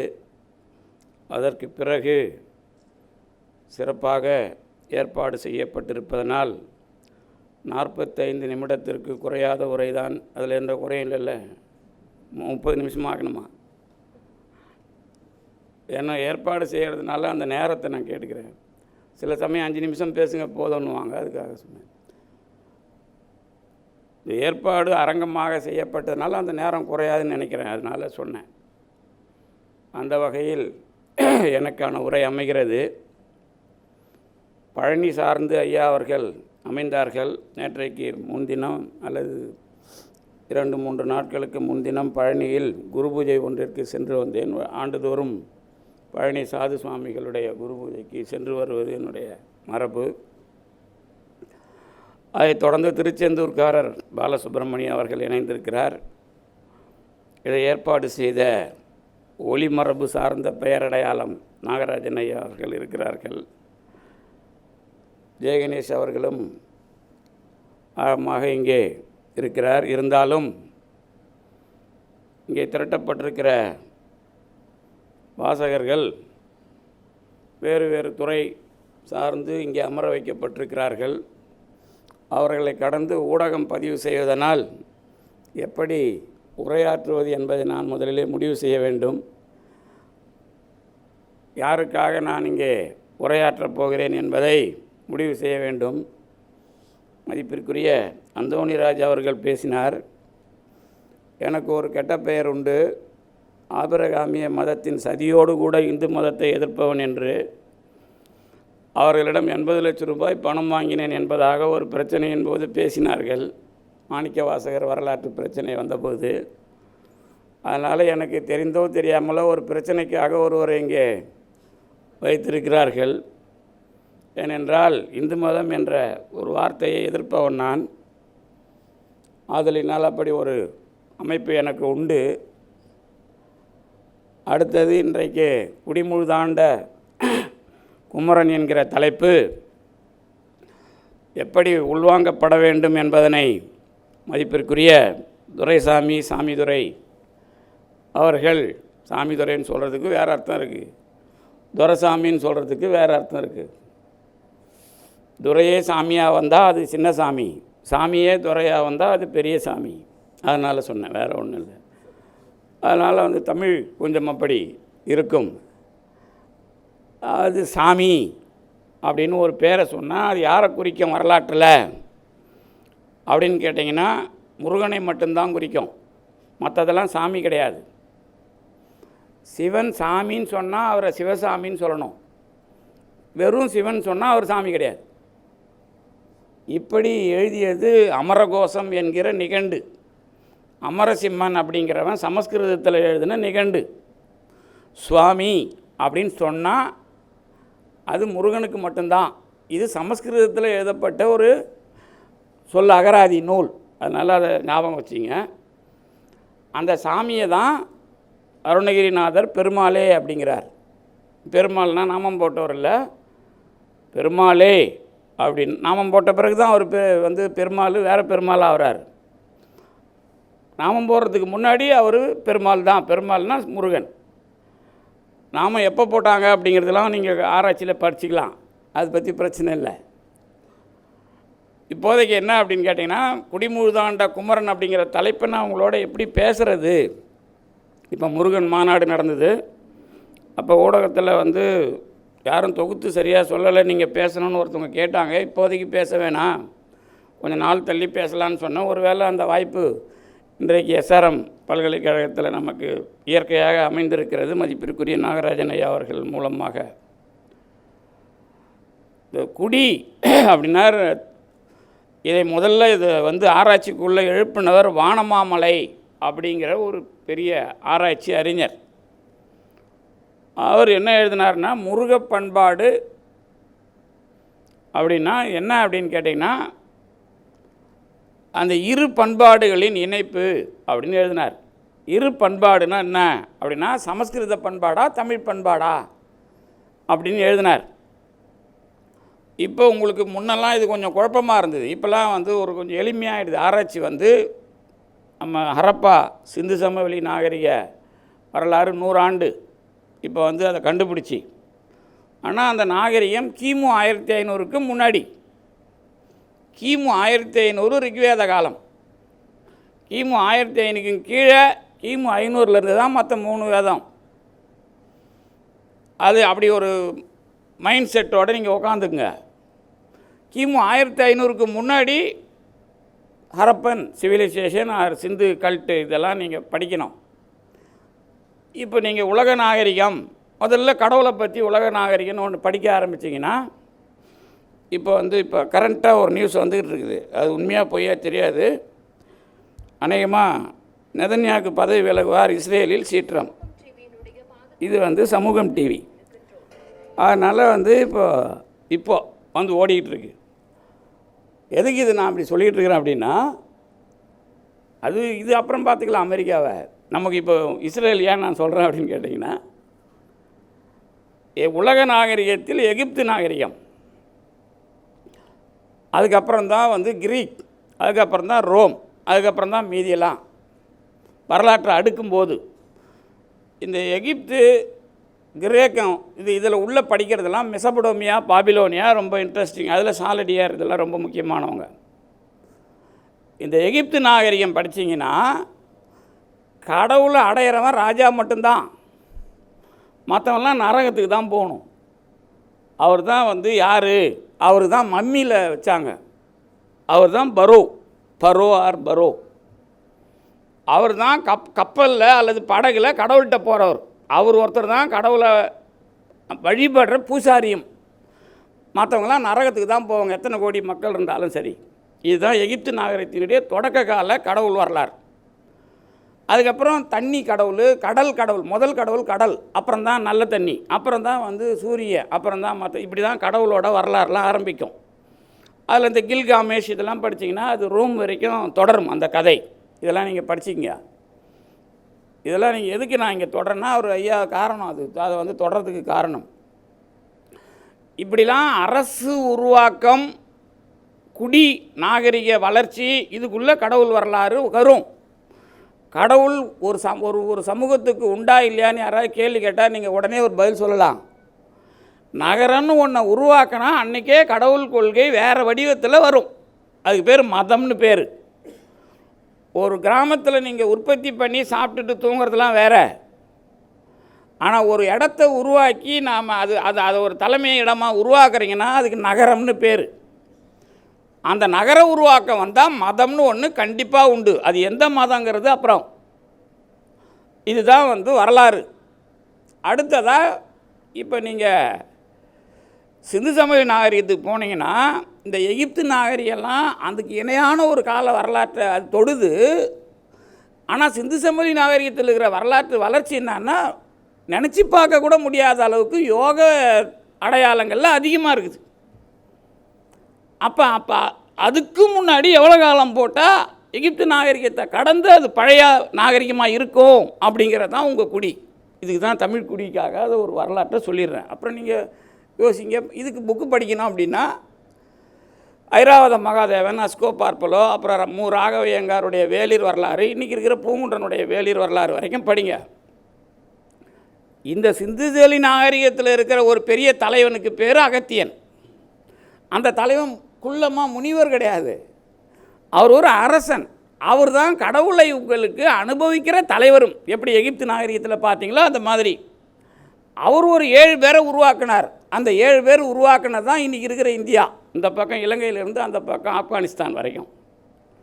நான் சொல்கிறது இந்தியானா இப்போ சொல்கிற இந்தியா இல்லை, இலங்கை டு அந்த பக்கம் காந்தகார் ஆப்கானிஸ்தான் வரைக்கும். இது வரைக்கும் ஒரு பெரிய நிலப்பரப்புக்குள்ளே நீங்கள் ஆசியாவிலேயே மிகப்பெரிய பரந்த நிலப்பரப்பில் இருந்த நாகரிகம் இது. அப்படி 7 பேரில் தான் இன்னி வரைக்கும் 7 கோட்டை, 7 பட்டி. அப்புறம் அது அடிஷ்னல் ஆக்கும்போது தான் 8 பட்டியாக மாறுது. அப்புறம் 7 வரலாறுக்கெல்லாம் இதுதான் மூலம். இதில் தான் நீங்கள் வந்து அகத்தியரையும் படிக்கணும், வேளிரையும் படிக்கணும், இதுக்கெல்லாம் மூலம் வந்து ஒளி. அந்த ஒளியர் அப்படிங்கிறது தான் வேளிர். அதில் தான் நாகராஜன் பேர்லாம் வரும். அப்போ வேளிர் அப்படிங்கிற வரலாற்றில் முதல்ல அறியப்படுகிற கடவுளுக்கு யாருன்னு பேர் வைக்கலாம் அப்படின்னு சிந்து சமவெளி நாகரிகத்தில் பேர் வைக்கிறாங்க. இந்த படிக்கிறவங்களாம் அவங்களுக்கு தெரிஞ்ச பேரை வைக்கிறாங்க. பசுபதினு வைக்கலாம், ஏன்னா எதிரில் விலங்கு இருக்குது அப்படின்னு ஒன்று. அப்புறம் சான்ஸ்கிரிட் தோஷம், சமஸ்கிருத தோஷம். எப்பவுமே நீங்கள் பார்க்குறதுக்கு உங்களுக்கு ஒரு கண்ணாடி நீங்கள் போட்டுப்பீங்க, அது சார்பு இல்லாமல் எதையும் யாரும் பார்க்க முடியாது. அப்போ அந்த கண்ணாடியில் அதுக்கு பசுபதினு எழுதுகிறாங்க, அது தப்பு அப்படின்னு ஒரு ஆள் எழுதினார். கிறிஸ்டியன் காலேஜ் ப்ரொஃபஸர் தப்பு, ஏஎல் சாமின்னு பேர். நான் வானமாமலை காலத்தில் இருந்தவர். அந்த அவர் வந்து பாட்னி ப்ரொஃபஸர் தான். உலகத்தில் மரங்களை பற்றி மூலமாக ஆராய்ச்சி பண்ணி நிறைய முடிவுகளை கொடுத்தவர். அந்த ஏஎல் சாமி எழுதின அந்த கட்டுரையை படிச்சிங்கன்னா அது வந்து இப்போவும் அந்த கட்டுரை வந்து இவரோட நூலில் இருக்கும். யார்? வானமாமலை ஐயாவுடைய நூலில் இருக்கும்.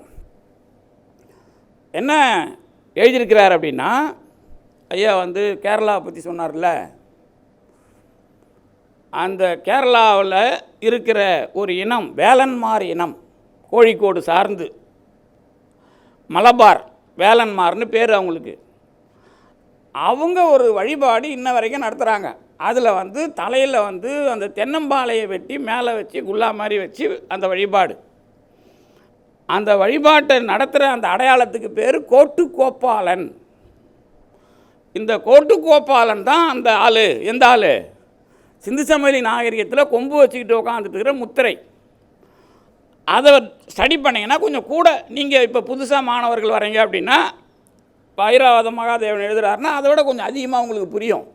அவர் சொன்னது பேஸாக வச்சுக்கிட்டிங்கன்னா நீங்கள் பார்த்தீங்கன்னா கொஞ்சம் கூட புரியும். என்ன புரியும் அப்படின்னு கேட்டிங்கன்னா, ஒரே மாதிரி ரெண்டு இருக்கும். அந்த தலையில் கொம்பு வச்ச மாதிரி ஒரு ஆள் உட்காந்துருப்பார், அவரை மாதிரியே இன்னொரு முத்திரை இருக்கும். அதில் என்ன வேடிக்கைன்னா, ஒரு முத்திரையில் இருக்கிறதுக்கு வயிறு பெருசாக இருக்கும், ஒரு முத்திரையில் இருக்கிறதுக்கு வயிறு சின்னதாக இருக்கும். அதுதான் வித்தியாசம். அதுதான் ஒருத்தன் உயிர் அல்லது மனிதன், ஒருத்தன் கடவுள், அப்படி அர்த்தம் அதுக்கு. அப்புறம் வெள்ளா எலும்பு தெரிகிற மாதிரி சாமி கும்பிடுவான். அவன் யாருன்னா அவர் தான் அகத்தியர். அவர் ஜாடிக்குள்ளே இருப்பார். அப்போ அகத்தியர்னாலே ஒரு தண்ணி கிரகன்றீங்க பாருங்கள். நீங்கள் உங்கள் மரபு தண்ணி, அதை ஞாபகம் வச்சுங்க. நெருப்பு கிடையாது. தண்ணினா நீர், நீர் தான் ஊற்றணும், நெல் தான் வச்சுக்கணும். இதுதான் தமிழ் மரபில் மிக முக்கியமான வழிபாட்டு மூலம். அதனால தான் நடுதல் வரும்போது ஒரு விஷயம் சொன்னாங்க, நெல் உகுத்து பரவும் கடவுளும் இலவே. நடுகள்லேயும் நெல் இருக்கும், ஆனால் நெல்லை போட்டு வழிபடுற கடவுள் வழிபாடு இல்லை, இது நடுகள் வழிபாடுன்னு அதை பிரித்து சொல்கிறது. மாங்குடி மருதனார்னு ஒருத்தருடைய பாட்டு. அவர் தான் குடிகளை வரையறை செய்த மாகுடி.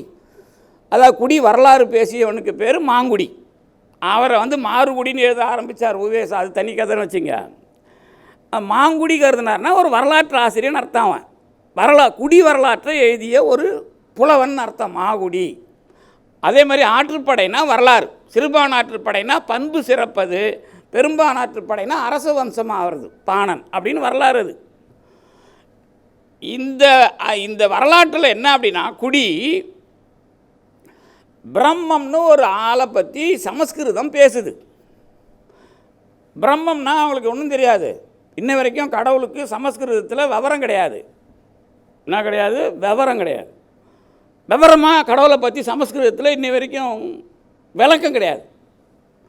எப்படி இது தெரியும்னா, ஒரு ஜனகன் அப்படின்னு ஒரு முனிவர், அவரை கூப்பிட்டுட்டு வந்து மன்னன் கேட்குறான், இங்கே எல்லா முனிவர்களையும் அல்லது அந்த பிராமணர்களையும் உட்கார வச்சாச்சு, பணம் ஒரு மாட்டு கொம்பில் பணத்தை நல்ல தங்கத்தை கட்டி தொங்க விட்டாச்சு.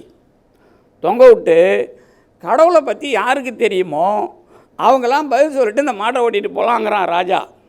அப்போ எல்லாம் ஒன்றும் அவனுக்கு தான் தெரியலையே, எல்லாம் முழிக்கிறாங்க. இது சமஸ்கிருதத்தோட வரலாறு, இது வெறும் முனிவர் வரலாறு இல்லை, கடவுளை பற்றி தெரியல. அப்போ என்ன நடக்குது அப்படின்னு கேட்டிங்கன்னா, ஒரு ஆள் வரார், அவர் தான் யாக்ஞவல்கியர்னு நினைக்கிறேன்.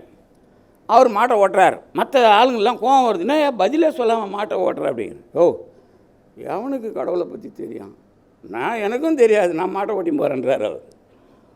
யார் பிரம்மனிஷ்டர்களாக இருக்கிறீர்கள், அதுக்கு பேர். நான் வந்து 10-12 உபநிஷத்தையும் பதிப்பிச்சிருக்கிறேன்.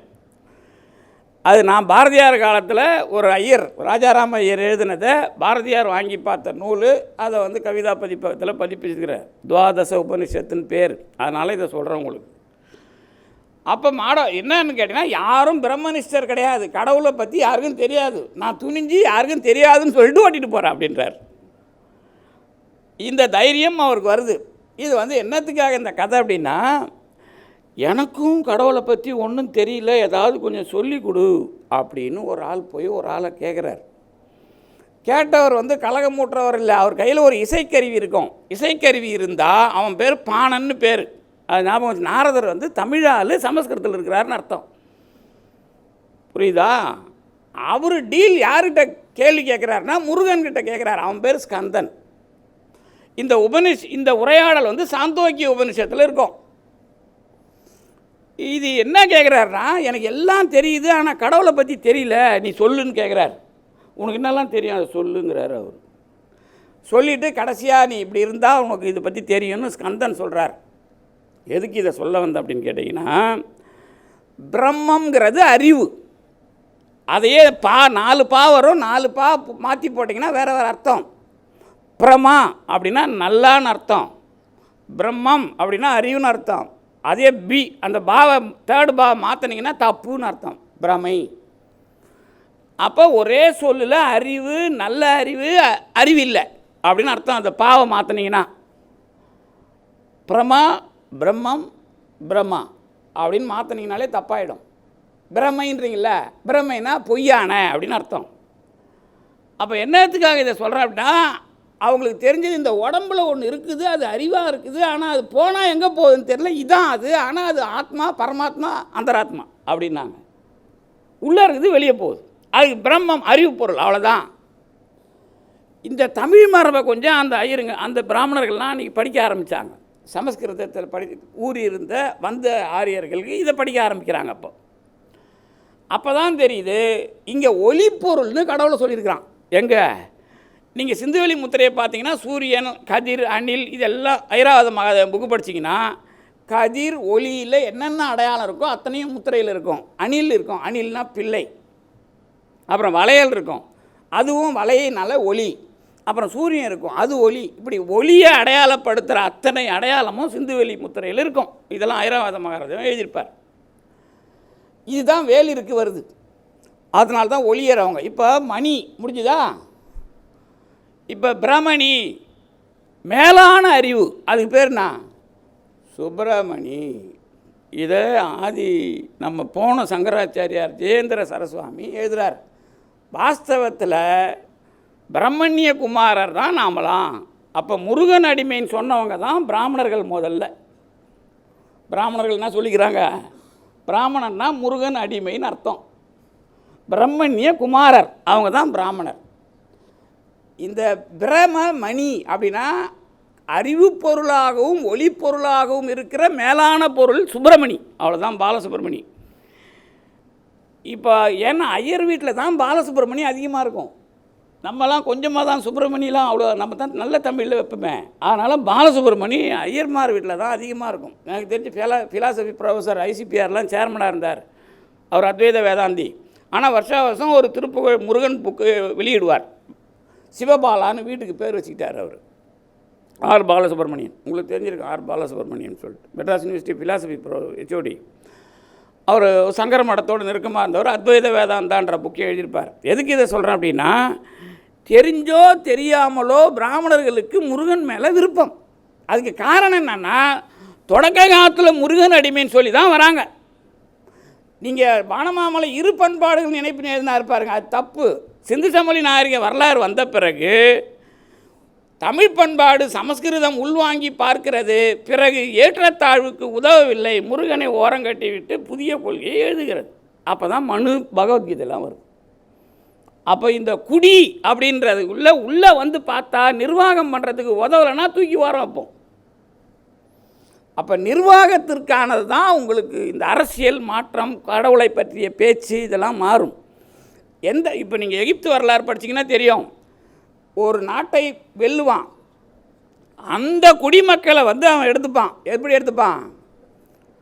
அந்த குடிமக்கள் வணங்குற குடி தெய்வத்தை இவன் உள்வாங்கி எவன் பெரிய ராஜாவோ அவன் தெய்வம் தான் தெய்வம். இப்படி தான் பெருந்தெய்வ வரலாறு எகிப்து, கிரீக்கு, ரோம் எல்லாத்துலேயும் வரும்.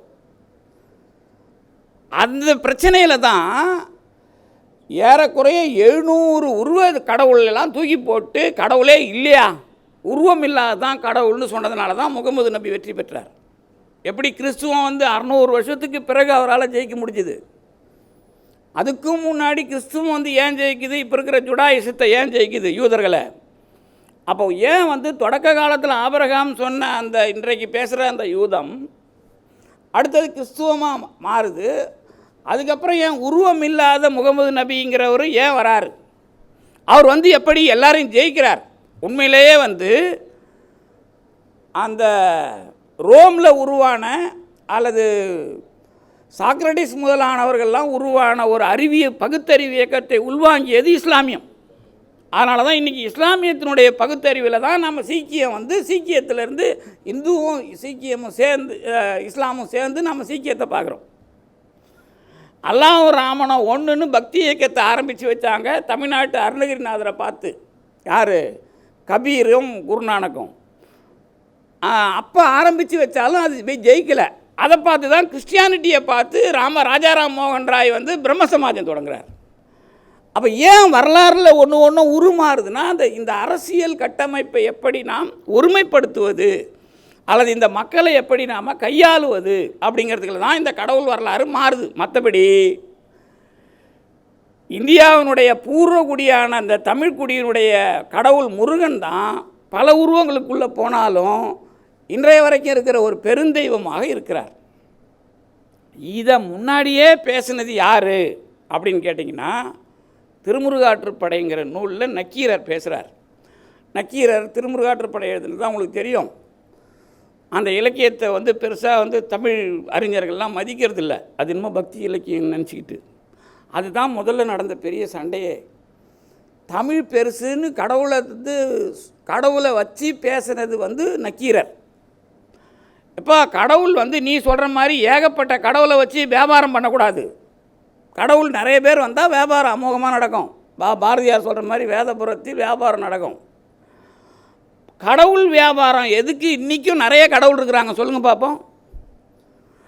இதை கொடுத்தா இந்த கடவுள் கொடுப்பாரு, அதை கொடுத்தா அந்த கடவுள் கொடுப்பாருன்னு ஏகப்பட்ட கடவுளை வச்சா பிஸ்னஸ் நல்லா நடக்கும். அப்போ கடவுள் வியாபாரத்தை தெளிவாக நீங்கள் இருக்கணும்னா உங்களுக்கே நம்பிக்கை கடவுள் மேலே கிடையாது. அதனால தான் ஏகப்பட்ட கடவுள் இருக்குது. கடவுள் மேலே நம்பிக்கை இருந்தால் இந்த கடவுள் மட்டும்தான் கொடுப்பவர், சாய்பாபா கொடுக்க மாட்டார்னு ஒரு அறிவு வர வேணாம். அப்போ அவரும் கொடுப்பார் இவரும் கொடுப்பாருன்னா கடவுள் இல்லைன்னு தானே அர்த்தம். இப்போ சிவபெருமானுக்கு மரியாதை இல்லைன்னா முருகப்பெருமான்கிட்ட போகலாமா, இல்லை சாய்பாபா கிட்ட போகலாமா? நாளைக்கு சங்கராச்சாரியார் சிலையை வேறு வைங்கிறார் ஒருத்தர் எல்லா கோயில்லையும். சங்கராச்சாரியாருக்கும் சைவ கோயிலுக்கும் சம்பந்தமே கிடையாதுன்னு என்ன திருநெல்வேலியில் அவரை திருப்பி அனுப்பிச்சிருக்கிறாங்க. அப்போ வரலாற்றில் கடவுள் அப்படிங்கிறத பேசும்போது இந்த பிரச்சனை அன்னைக்கு தான் 2000 வருஷத்துக்கு முன்னாடியே இதை விவாதிக்கிறார் நக்கீரர். என்னன்னு விவாதிக்கிறார்னு கேட்டிங்கன்னா, அவர் ஒரு முருகன்கிட்ட ஒரு வேண்டுகோள் வைக்கிறார். அதை படிச்சிங்கன்னா தான் உங்களுக்கு புரியும். முருகனுக்கு பெரும்பெயர் முருகன். இன்னும் கேட்டால் நீங்கள் பெரும்பெயர்னு இன்றைக்கும் ஒரு ஊர் இருக்குது அச்சிறுபாக்கம் பக்கம். இந்த பெரும்பெயருங்கிறது ரொம்ப முக்கியம்.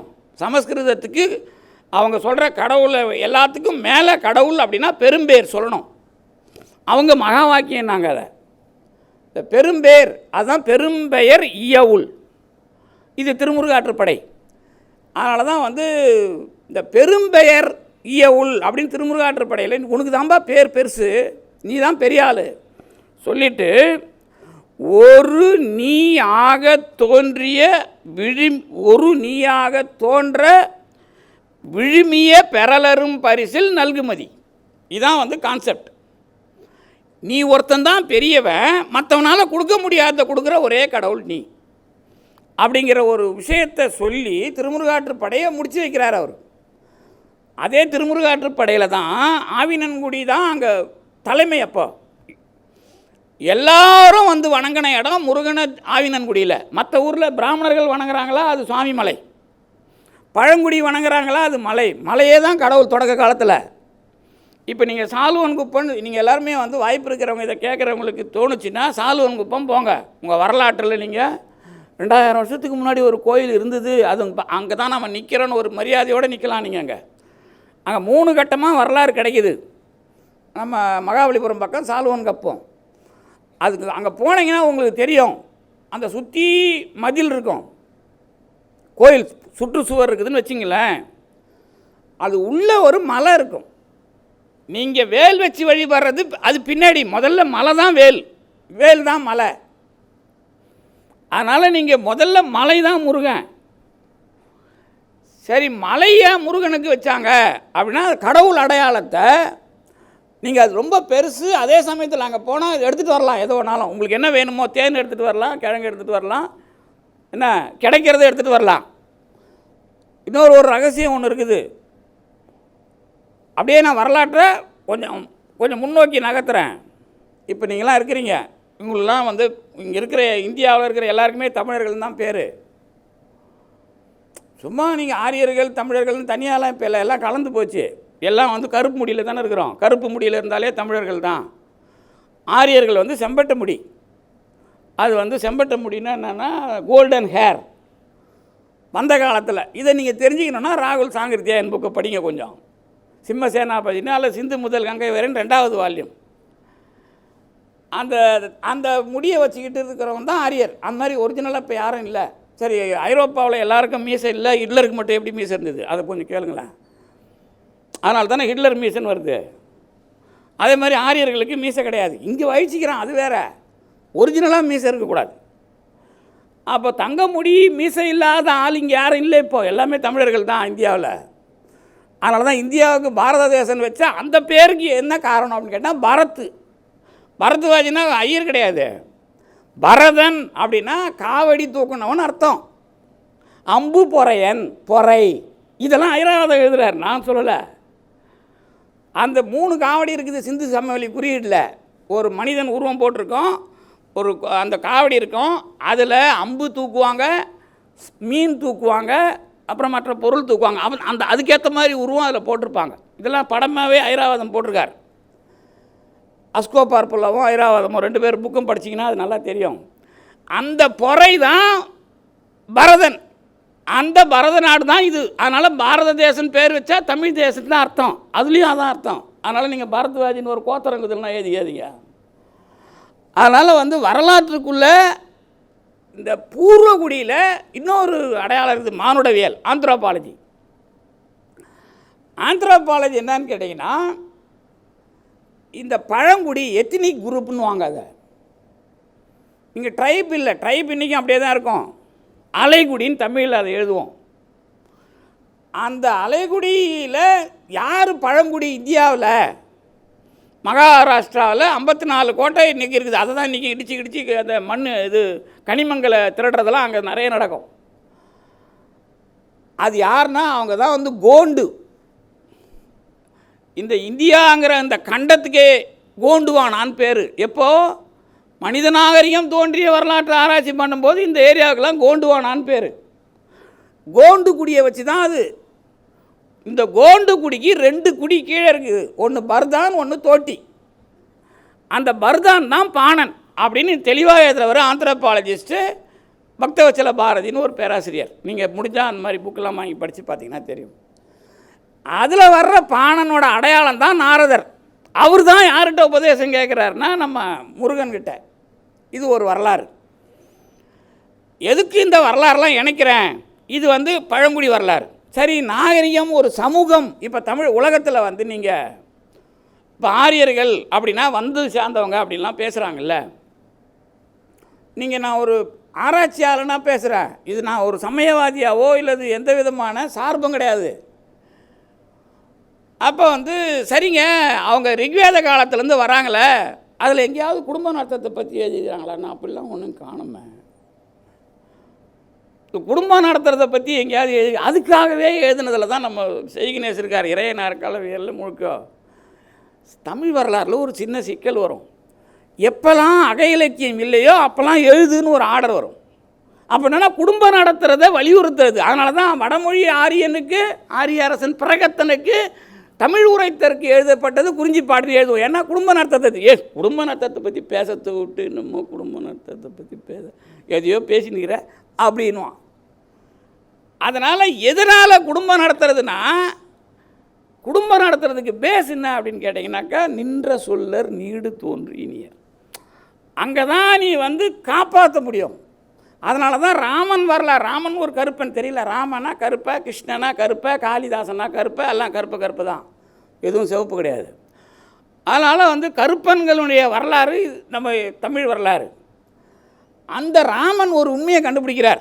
என்ன கண்டுபிடிக்கிறார்னா, நம்ம இவ்வளோ பண்ணுறோம், நம்ம வாழ்க்கையோட முடிவு என்ன தான் அப்படின்னு கேட்குறார். அதாவது நதியின் பிழை என்று நறும்புணல் இன்மை இதெல்லாம் சொல்லிட்டு விதியின் பிழை. அப்போ விதி அப்படிங்கிறத நீங்கள் சொல்லணும்னா குடும்பம் நடத்தணும். அப்படி இல்லைன்னா விதியை சொல்லவே தேவையில்லை, தப்பிச்சிடலாம். அவன் குடும்பம் நடத்த வந்தான். ராமன் ஒழுங்காக குடும்பம் நடத்தலன்னு உங்களுக்கு தெரியும். கிருஷ்ணன் தான் நல்லா ஜோராக குடும்பம் நடத்தினவர். அவர் கிருஷ்ணன் 1-2 குடும்பம் நடத்தலை. சட்டப்படி 36,000 பெண்களை கல்யாணம் பண்ணார்னு டிடி கோசாம்பி எழுதுறாரு. அதுக்கப்புறம் தான் மீதிலாம் 36,000 பெண்களை ஏன் கல்யாணம் பண்ணார்னா, அதுக்கு முன்னாடி திரௌபதி வரலாறு படிக்கணும். திரௌபதி வரலாறுக்கு பேர் தாய் வழி சமூகத்தினுடைய வரலாறு. தாய் வழி சமூகம்னா என்ன அப்படின்னு கேட்டிங்கன்னா, ஆதி பொது உடைமை சமுதாயம்னு பேர். இன்றைக்கி நீங்கள் யாராவது கிராமத்துலேருந்து வந்தீங்கன்னா கூழ் ஊற்றுவோம். நாங்கள் கூழ் ஊற்றுறதுனா அம்மன் கோயில் வாசலில் இருக்கிற தொட்டியில் கூழ் ஊற்றணும். அது எல்லா ஜாதியும் கொண்டாந்து கூழ் ஊற்றும். அந்த கூழை நீங்கள் வீட்டுக்கு அப்புறம் எடுத்து போகணும். அங்கே ஜாதி இருக்காது. இப்போ நான் வீட்டு வாசலில் வச்சு ஜாதியோட கூழ் ஊற்றினுக்கிறேன். அது கூழ் ஊற்றுறது இல்லை, அது என்ன, அது ஜாதி ஊற்றுறது. அதனால் வந்து கூழ் ஊற்றுறது வேறு, ஜாதியை ஊற்றுறது வேறு. இப்போ நீங்கள் வந்து இந்த கூழ் பைங்கூழை சிறுகாலை செய் அப்படிலாம் நீங்கள் படிச்சிருப்பீங்க. அப்போ உணவை வழங்குதலில் ஒரு பொதுமை, ஆதி பொது உடைமை, அது பேர் தான் வந்து அம்மன் கோயிலில் இன்றைக்கி நடக்கும். அந்த அம்பாள் முதல்ல ஏன் கடவுளானா, இன்றைக்கும் கோயிலுக்கு பேர் கருவறை தான் உள்ள. அதை மாற்றவே முடியாது. எவ்வளோ பெரிய சமஸ்கிருதமாக இருந்தாலும் சரி, எவ்வளோ பெரிய எந்த மொழிக்காரனாக இருந்தாலும் சரி. ஏன்னா முதல் கோயில் கருவறை. முதல் கோயில்னால் தாயோட கரு, அதுதான் கர்ப்ப கிரகு. இது என்ன அப்படின்னு கேட்டால், தாய் வழி சமூகத்தில் அவங்க குழந்தையை பெற்றுக்கிறதுனால அவங்க தான் கடவுள். அவங்கள வணங்குறது தான் தொப்புல வணங்குறது. நீங்கள் ஏதோ நீங்கள் பெண்ணா இந்த காலத்தில் தானே கொடியடையெல்லாம் போடுறாங்க, அதெல்லாம் வளர்ந்த நாகரிகம். லக்ஷ்மி வந்த பிறகு, லக்ஷ்மிலாம் முதலாளி வந்த பிறகு. அதுக்கு முன்னாடி இது மூத்தவள்னு பேர். அவங்களுக்கு வயிறு பெருசாக இருக்கும். வயிறு பெருசாக இருந்தால் தான் அம்மா வணங்குறது. இதுதான் தாய் வழி சமூகத்தில். அவங்க என்னன்னு கேட்டிங்கன்னா, புருஷன்னு அவனுக்கு லைசன்ஸ் கொடுக்க மாட்டாங்க. எவனை பிடிக்குதோ அவங்க கூட குழந்தைய பெற்றுப்பாங்க. தாயும் சேயும் தான். இதுதான் தாய் வழி சமூகம்னு அர்த்தம். இது வந்து இந்த தாய் வழி சமூகத்தில் இருந்தவங்க தான் 2 பேர், தாயும் சேயும். நீங்கள் கரிகாலன் வரலாறு ஆற்றுப்படையில் சொல்லுவாங்க. தொடக்கத்திலேயே அவன் அம்மாவை தான் சொல்லுவாங்க, அப்பாவை சொல்ல மாட்டாங்க. என்னன்னு கேட்டிங்கன்னா, கொற்றவை வேலன். இப்போ வரலாற்றில் 2 பேர் தான் பழைய கடவுள். ஒன்று கொற்றவை, இன்னொன்று வேலன். கொற்றவைனா சண்டை வந்த பிறகு அந்த அம்மா, சண்டை வர்றதுக்கு முன்னாடி அந்த அம்மாவுக்கு பேர் கொடிநிலை. அப்போ கொடினா என்னன்னு கேட்டிங்கன்னா, கொடி. இப்போ கூட நீங்கள் கொடின்னு தொப்புள் கொடின்றீங்கல்ல, அது கொடின்னு ஏன் பேர் வந்துன்னா, இந்த கொடி மாதிரி இல்லை, அது உற்பத்தி செய்தது அப்படின்னு அர்த்தம். உற்பத்தியினுடைய மூலம். அதனால தான் கொடிக்கு நீங்கள் அதை வெட்டி வச்சு வளர்க்கலாங்கிற அந்த மெத்தடில் கொடியை வைக்கிறாங்க. விதை மாதிரி இல்லை அது. அதில் வந்து நீங்கள் வந்து ஒரு தனி உருவத்தை எடுக்காமலே அது ஒரு தொடர்ச்சி இருக்குதுங்கிறத அதில் ஒரு குறிப்பு இருக்குது. அதில் இது தொல்காப்பியங்கிற நூலில் கடவுள் எதுனா கொடிநிலை, கந்தழி, வள்ளின்னு சொல்லும். கொடிநிலை தான் முதல் கடவுள், தாய் வழி சமூகம். அது சண்டை போடும்போது கொற்றவை. அவங்களோட பையன்தான் வேலன், அவனும் சண்டைக்காரன் தான். அப்போ தொடக்க காலத்தில் ஒரு வரலாற்று தன்மையில் வேலன்னு ஒரு வரலாற்று தன்மையில் கடவுளை சொல்கிறாங்க.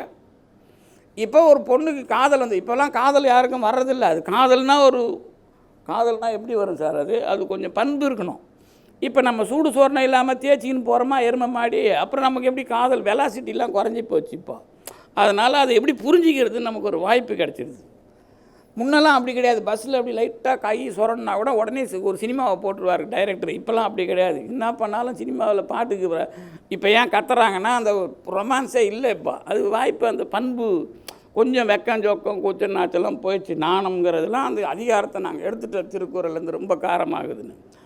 இப்போ வந்து என்ன அப்படின்னு கேட்டிங்கன்னா, ஏன்னா கொஞ்சம் வெக்கஞ்சோக்கம் இருந்தால் தானம்மா அந்த பீலிங் வரும். இல்லைன்னா பீலு கொய்யால் கூடான்னு அப்புறம் சொல்லணும். பீலும் வராது ஒன்றும் வராது. 35 நிமிஷம் இன்னும் 10 நிமிஷத்தில் முடிச்சிடுறேன். அப்போ வந்து என்ன அப்படின்னு கேட்டிங்கன்னா, உங்களுக்கு வந்து இந்த அனுபவ வளர்ச்சி. அப்போ ஒரு பொண்ணு காதல் வந்துட்டால் என்ன பிரச்சனை அந்த பொண்ணுக்குன்னு அம்மாக்காரிக்கு தெரியல. அதனால் என்ன பண்ணுவாங்க, ஒருத்தனை கூட்டின்னு வந்து சாமி ஆட விடுவாங்க. அந்த சாமி ஆடுறவனுக்கு பேர் வேலன். அவன் செய்கிற ஆட்டத்துக்கு பேர் வேலன் வெறியாட்டு. இதில் என்ன ஒரு டெக்னிக் தெரியுமா? எல்லாருக்கும் அது கொஞ்சம் விவரம் பற்றாமல் பேசுவாங்க. கொஞ்சம் நல்லா படிக்க மாட்டாங்க. கொஞ்சம் வாத்தியாருங்களாம் அவசரப்பட்டு படிக்கிறதுனால அங்கே கொஞ்சம் விவரம் இல்லாமல் பேசிடுவாங்க. என்னன்னு கேட்டிங்கன்னா, அவன் முருகனை மேலே ஏற்றுறான், அவனுக்கு பேர் வேலன். அவன் குறிஞ்சி பூவை தலையில் வச்சுப்பான். ஆனால் கடம்ப மலர் சூடிய முருகனை தன்மேல் குறிஞ்சி பூ சூடி ஏற்றி கொள்ளுகிறவனுக்கு வேலன்னு பேர். ரொம்ப நுட்பமாக படிக்கணும், இல்லைன்னா சங்கராச்சாரியார் வந்துடுவார் அங்கேயும். நானே கடவுள் நீலாம் ஆத்மீனை கால் பைரவ் அதெல்லாம் கிடையாது. என்ன தெரியல, காபாலிகத்தோட அடையாளம் அது கால பைரவர். அதனால் வந்து நீங்கள் இந்த வரலாற்றில் நானே கடவுள் கிடையாது, என் மேலே கடவுள் வருவார். கடவுள் வேறேன்னு அர்த்தம். நீங்கள் தப்பாக படிச்சிங்கன்னா சீமான் மாதிரி என் முப்பாட்டன் முருகன்னு சொல்லின்னு தப்பாக அழைவீங்க. அது தப்பு. அதுக்கு தான் சொல்ல வந்தேன். புரியுதா? அதில் வந்து தப்பு. அதனால் கடவுள் தன்மை இதுக்கு பேர் வந்து என்னன்னு கேட்டிங்கன்னா, தொல்காப்பியத்தில் கடவுளை பற்றி டிசைனாக பேசியிருப்பார். வகை வகையாக புரியறதுக்காக கொஞ்சம் நான் இப்படி சொல்கிறேன். நீங்கள் வந்து பல பேர் தரப்பில் உட்காந்துக்கிறீங்களா, நான் ரொம்ப டஃப்பாக பேசினா ஒன்றுமே புரியலன்ட்டு புரியுங்க. அப்புறம் இவ்வளோ நாளாக படுற கஷ்டத்துக்கு கொஞ்சம் அறிவு இன்னும் கொஞ்சமாவது இது இருக்கணுமா இல்லையா? அவர் என்ன பண்ணுறாருன்னா, கொற்றவை வேலன் இது தாய்வழி சமூகத்திலிருந்து முருக கடவுள் வரலாறு. அடுத்தது கடவுள் வரலாற்றோட தொகுப்பு. கொற்றவை, கொடிநிலை, கந்தவி, வள்ளி. வள்ளினா நீங்கள் கொடுத்து கடவுளாக வர்றது. உயிரை கொடுக்கலாம், எதை ஒன்றாலும் கொடுக்கலாம். இப்போ மயிரை கொடுக்குறேன்னு வச்சுங்க, திருத்தணிக்கு போய் திருப்பதிக்கெலாம் போய் அதுதான் சாக்லேட்டாக வருது. வெளிநாட்டிலேருந்து சாக்லேட் வந்தால் மயிர் சாக்லேட்டு நாம இன்னும் காஸ்ட்லியான சாக்லேட் வாங்கிட்டு வந்தால் தான். நீ சாதாரண சாக்லேட் வந்தால் அதில் மயிர் இருக்காது, ஒன்றும் இருக்காது. வெள்ளையாக அது புரோட்டீன் சேர்ந்து கொடுப்பாங்க சார். அது வந்து நீங்கள் வெறும் சாக்லேட் நினச்சிடாதீங்க. வெளிநாட்டு சாக்லேட்டு உயர்தரமான சாக்லேட்டில் மட்டும்தான் நம்ம ஊர் திருப்பதி சொரிசிறங்கு முடியினுடைய புரோட்டீனும் திருத்தணியோட பழனியோட முடியோட புரோட்டீனும் இருக்கும். ஹார்லிக்ஸ் என் குழந்தை சாப்பிடுதுன்னா பன்னியோட கொழுப்பு இல்லைன்னா ஹார்லிக்ஸ் நிற்கவே நிற்காது. ஸோ டெய்லி பன்னி கொழுப்பு சாப்பிட்றான்டா அவனுக்கு எங்கேருந்துடா?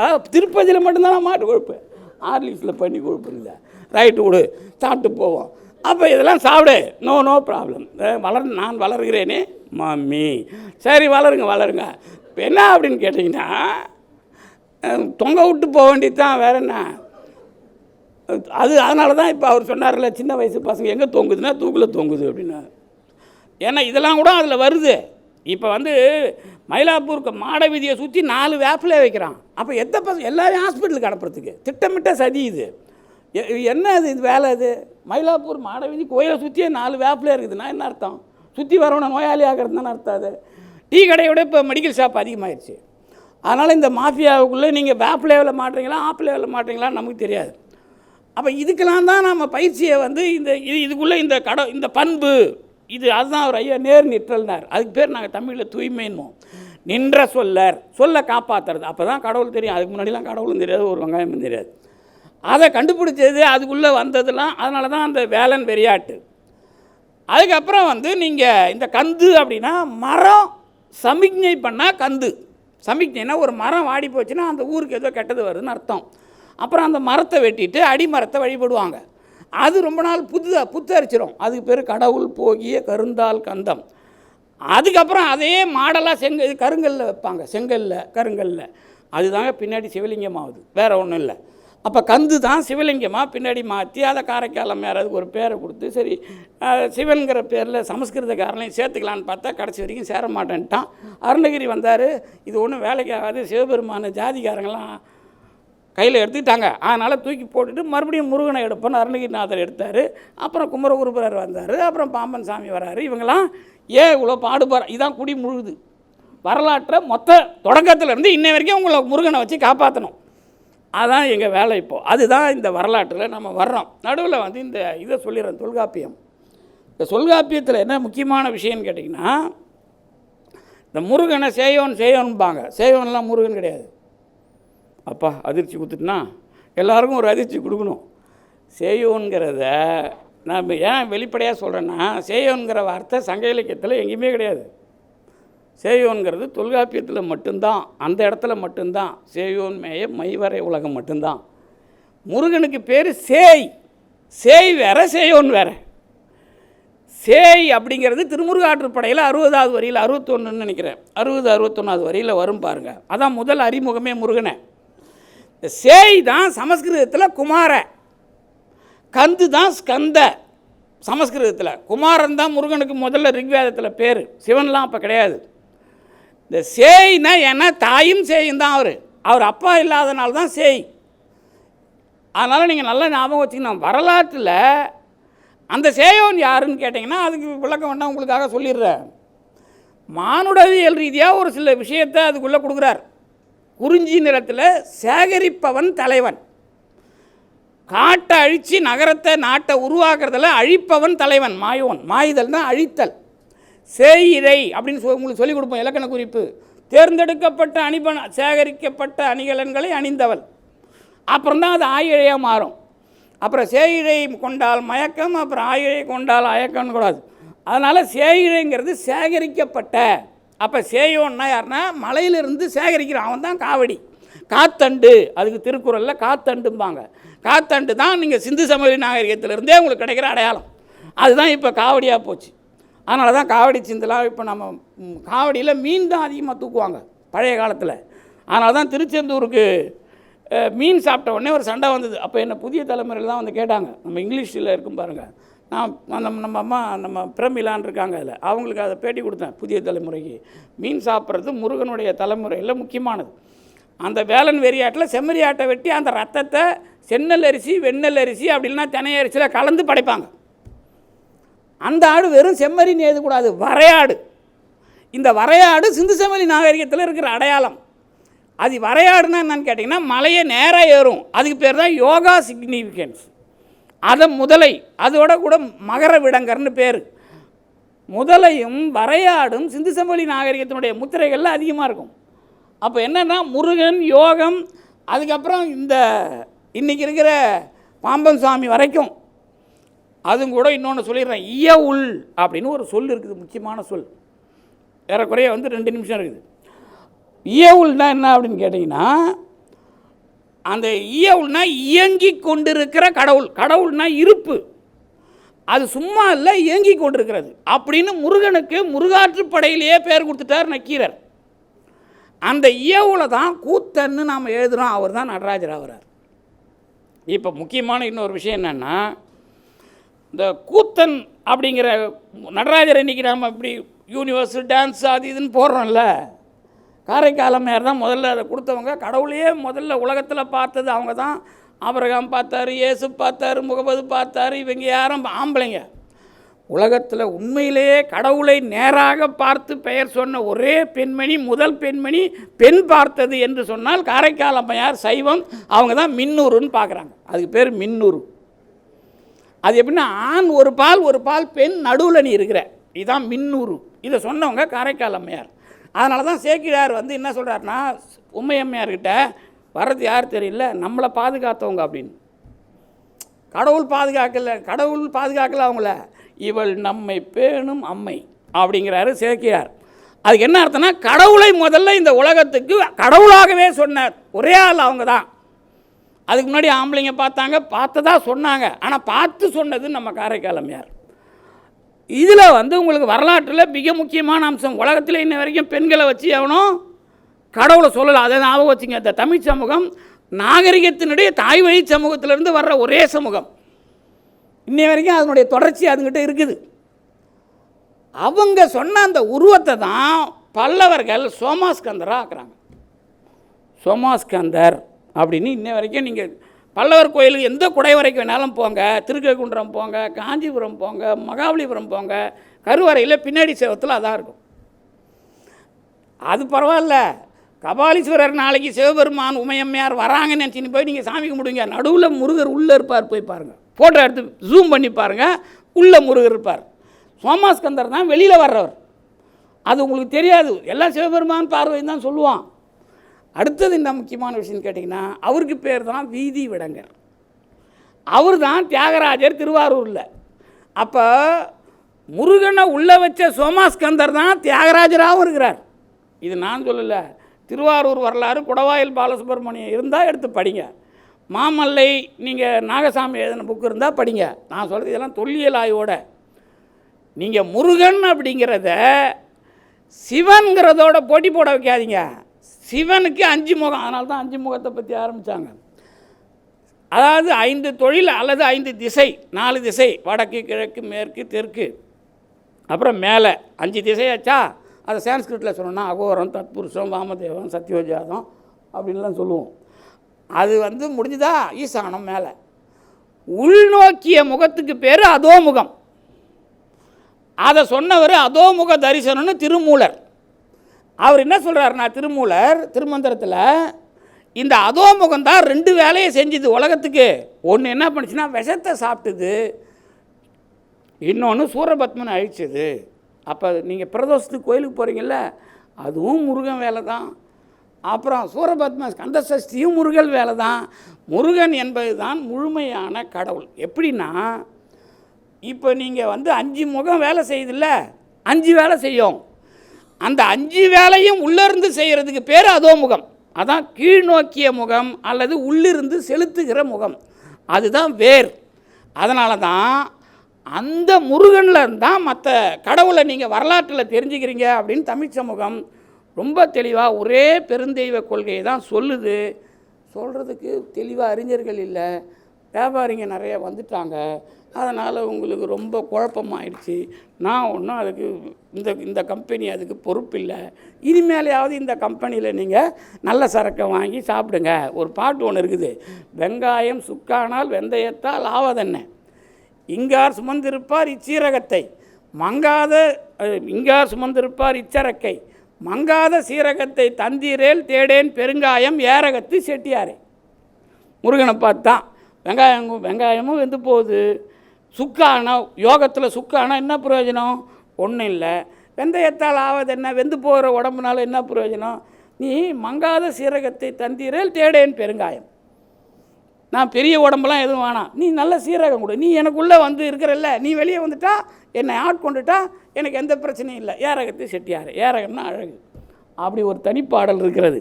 அதனால் அதுக்கு எல்லாமே இந்த உலகத்திலேயே எல்லாம் ஏமாற்றுவான். எல்லாத்துக்கும் ரொம்ப தெளிவாக பதில் சொல்கிறதுக்கு தமிழ்குடி தெளிவாக இருக்கிறது. பிராமணக்குடி தமிழ்குடிக்குள்ளே இணைய பார்க்குது, முடியல. என்ன மற்றவங்களை அடிமையாக்கணும்ல, அதுக்காக அது தனியாக பிரிஞ்சு போச்சு. ஆனால் தமிழ்குடி எல்லாருக்கும் பொதுவாக, எல்லாருக்கும் பொதுமையாக, பொது உடைமை சமுதாயமாக முருகனை வைத்துக்கொண்டு இயங்கி கொண்டிருக்கிறது என்று சொல்லி நன்றி கூறி விடைபெறுகின்றேன். நன்றி.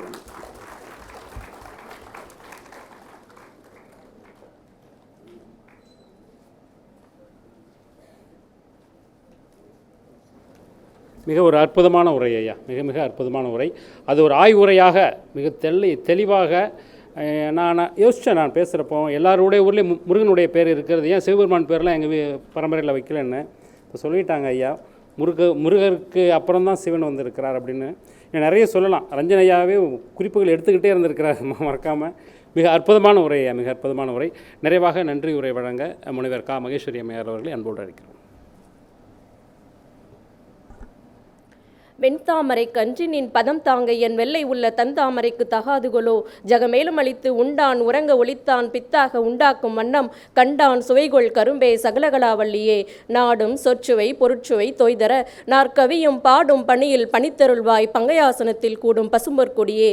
கனதனக்குன்றும் ஐம்பால் காடும் சுமக்கும் கரும்பே சகலகலாவல்லியே. சொல் விற்பனமும் அவதானமும் கவி சொல்லவல்ல நல்வித்தையும் தந்து எம்மை அடிமை கொள்வாய் நளினாசனம் சேர் செல்வி கரைதென்று ஒரு காலம் செய்யாமை நல்கும் கல்வி பெருஞ்செல்வ பேரை சகலகலாவல்லியே என கலைமகளை வாழ்த்தி வழங்கி பக்தி இலக்கிய பெருவிழாவிற்கு வருகை புரிந்துள்ள அனைவருக்கும் என் அன்பான வணக்கத்தை தெரிவித்துக் கொள்கின்றேன்.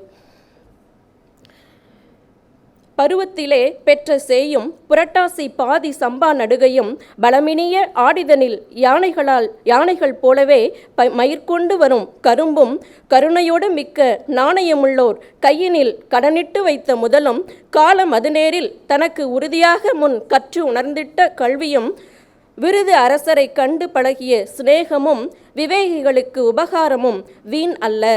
இவையெல்லாம் கைப்பலன் தாக அபிவிருத்தியாய் வருமென்பர் என குருபாததாசர் கூறுவதற்கு இணங்க எங்களுக்கெல்லாம் நிச்சயமாக பலன் தரும் வகையில் அழகானதொரு சிறப்புரை மிக கருத்துக்களுடனும் ஆழமான கருத்துக்களோடு மிகுந்த நகைச்சுவையோடும் சிறப்புரை வழங்கிய நமது சிறப்பு விருந்தினர் சென்னை பல்கலைக்கழகத்தின் சைவ சித்தாந்த துறை தலைவர் பேராசிரியர் முனைவர் நல்லூர் ஐயா சரவணன் ஐயா அவர்களுக்கு தமிழ் பேராயத்தின் சார்பாக நெஞ்சம் நிறைந்த நன்றிகளை தெரிவித்துக் கொள்கின்றேன். தமிழ் மொழியிடம் பக்தி கொண்டவர்கள் நமது SRM அறிவியல் மற்றும் கலையியல் புலத்தின் புல தலைவர்கள். இவர்கள் தமிழ் மொழியின் பால் ஆர்வமும் அன்பும் ஈடுபாடும் கொண்டு மிகு விருப்பத்துடனும் தமிழ் பக்தியுடனும் செயலாற்றும் தமிழ் ஆர்வலர்கள். நமது SRM அறிவியல் மற்றும் கலையியல் புலத்தின் புல தலைவர்களுள் ஒருவர் பக்தி இலக்கிய இப்பெருவிழாவில் தலைமை உரையாற்றி சிறப்பித்த புலத்தலைவர் முனைவர் துரைசாமி ஐயா அவர்கள். மற்றொருவர் இவ்விழாவில் வாழ்த்துரை வழங்கி சிறப்பித்த இணை புலத்தலைவர் முனைவர் ஆல்பர்ட் அந்தோணிராஜ் ஐயா அவர்கள். இருவருக்கும் தமிழ் பேராயத்தின் சார்பாக என் நெஞ்சார்ந்த நன்றிகளை தெரிவித்துக் கொள்கின்றேன். பக்தி இலக்கிய பெருவிழாவினை மிக சிறப்பாக திட்டமிட்டு நடத்துவதுடன் தமிழ் பேராயத்தின் செயல்பாடுகளை உலகறியும் வண்ணம் மிக சிறப்பாக செயலாற்றி வருபவர்கள் தமிழ் பேராயத்தின் தலைவர் கலைமாமணி முனைவர் கரு நாகராஜன் ஐயா அவர்களும், தமிழ் பேராயத்தின் செயலர் முனைவர் ஜெய்கணேஷ் ஐயா அவர்களும், தமிழ் பேராயத்தின் உதவி பேராசிரியர்கள் முனைவர் ஜெகத்ரட்சகன் மற்றும் பாலசுப்ரமணி ஐயா அவர்களுக்கு என் நெஞ்சார்ந்த நன்றிகளை தெரிவித்துக் கொள்கின்றேன். சிறப்பானதொரு வரவேற்புரை நல்கி சிறப்பித்த தமிழ்துறை தலைவர் பேராசிரியர் முனைவர் சரஸ்வதி அம்மையார் அவர்களுக்கு மகிழ்வோடு என் நன்றியினை தெரிவித்துக் கொள்கின்றேன். மற்றும் பல்வேறு புலத்தை சார்ந்த புல தலைவர்களுக்கும் துறை தலைவர்களுக்கும் பேராசிரியர் பெருமக்களுக்கும் மாணவ மாணவிகளுக்கும் முனைவர் பட்ட ஆய்வாளர்களுக்கும் அலுவலக பணியாளர்களுக்கும் ஊடகத்துறையினருக்கும் மற்றும் இவ்விழாவிற்கு வருகை புரிந்து சிறப்பித்த அனைவருக்கும் என் மனமார்ந்த நன்றிகளை தெரிவித்துக் கொள்கின்றேன். நன்றி, வணக்கம்.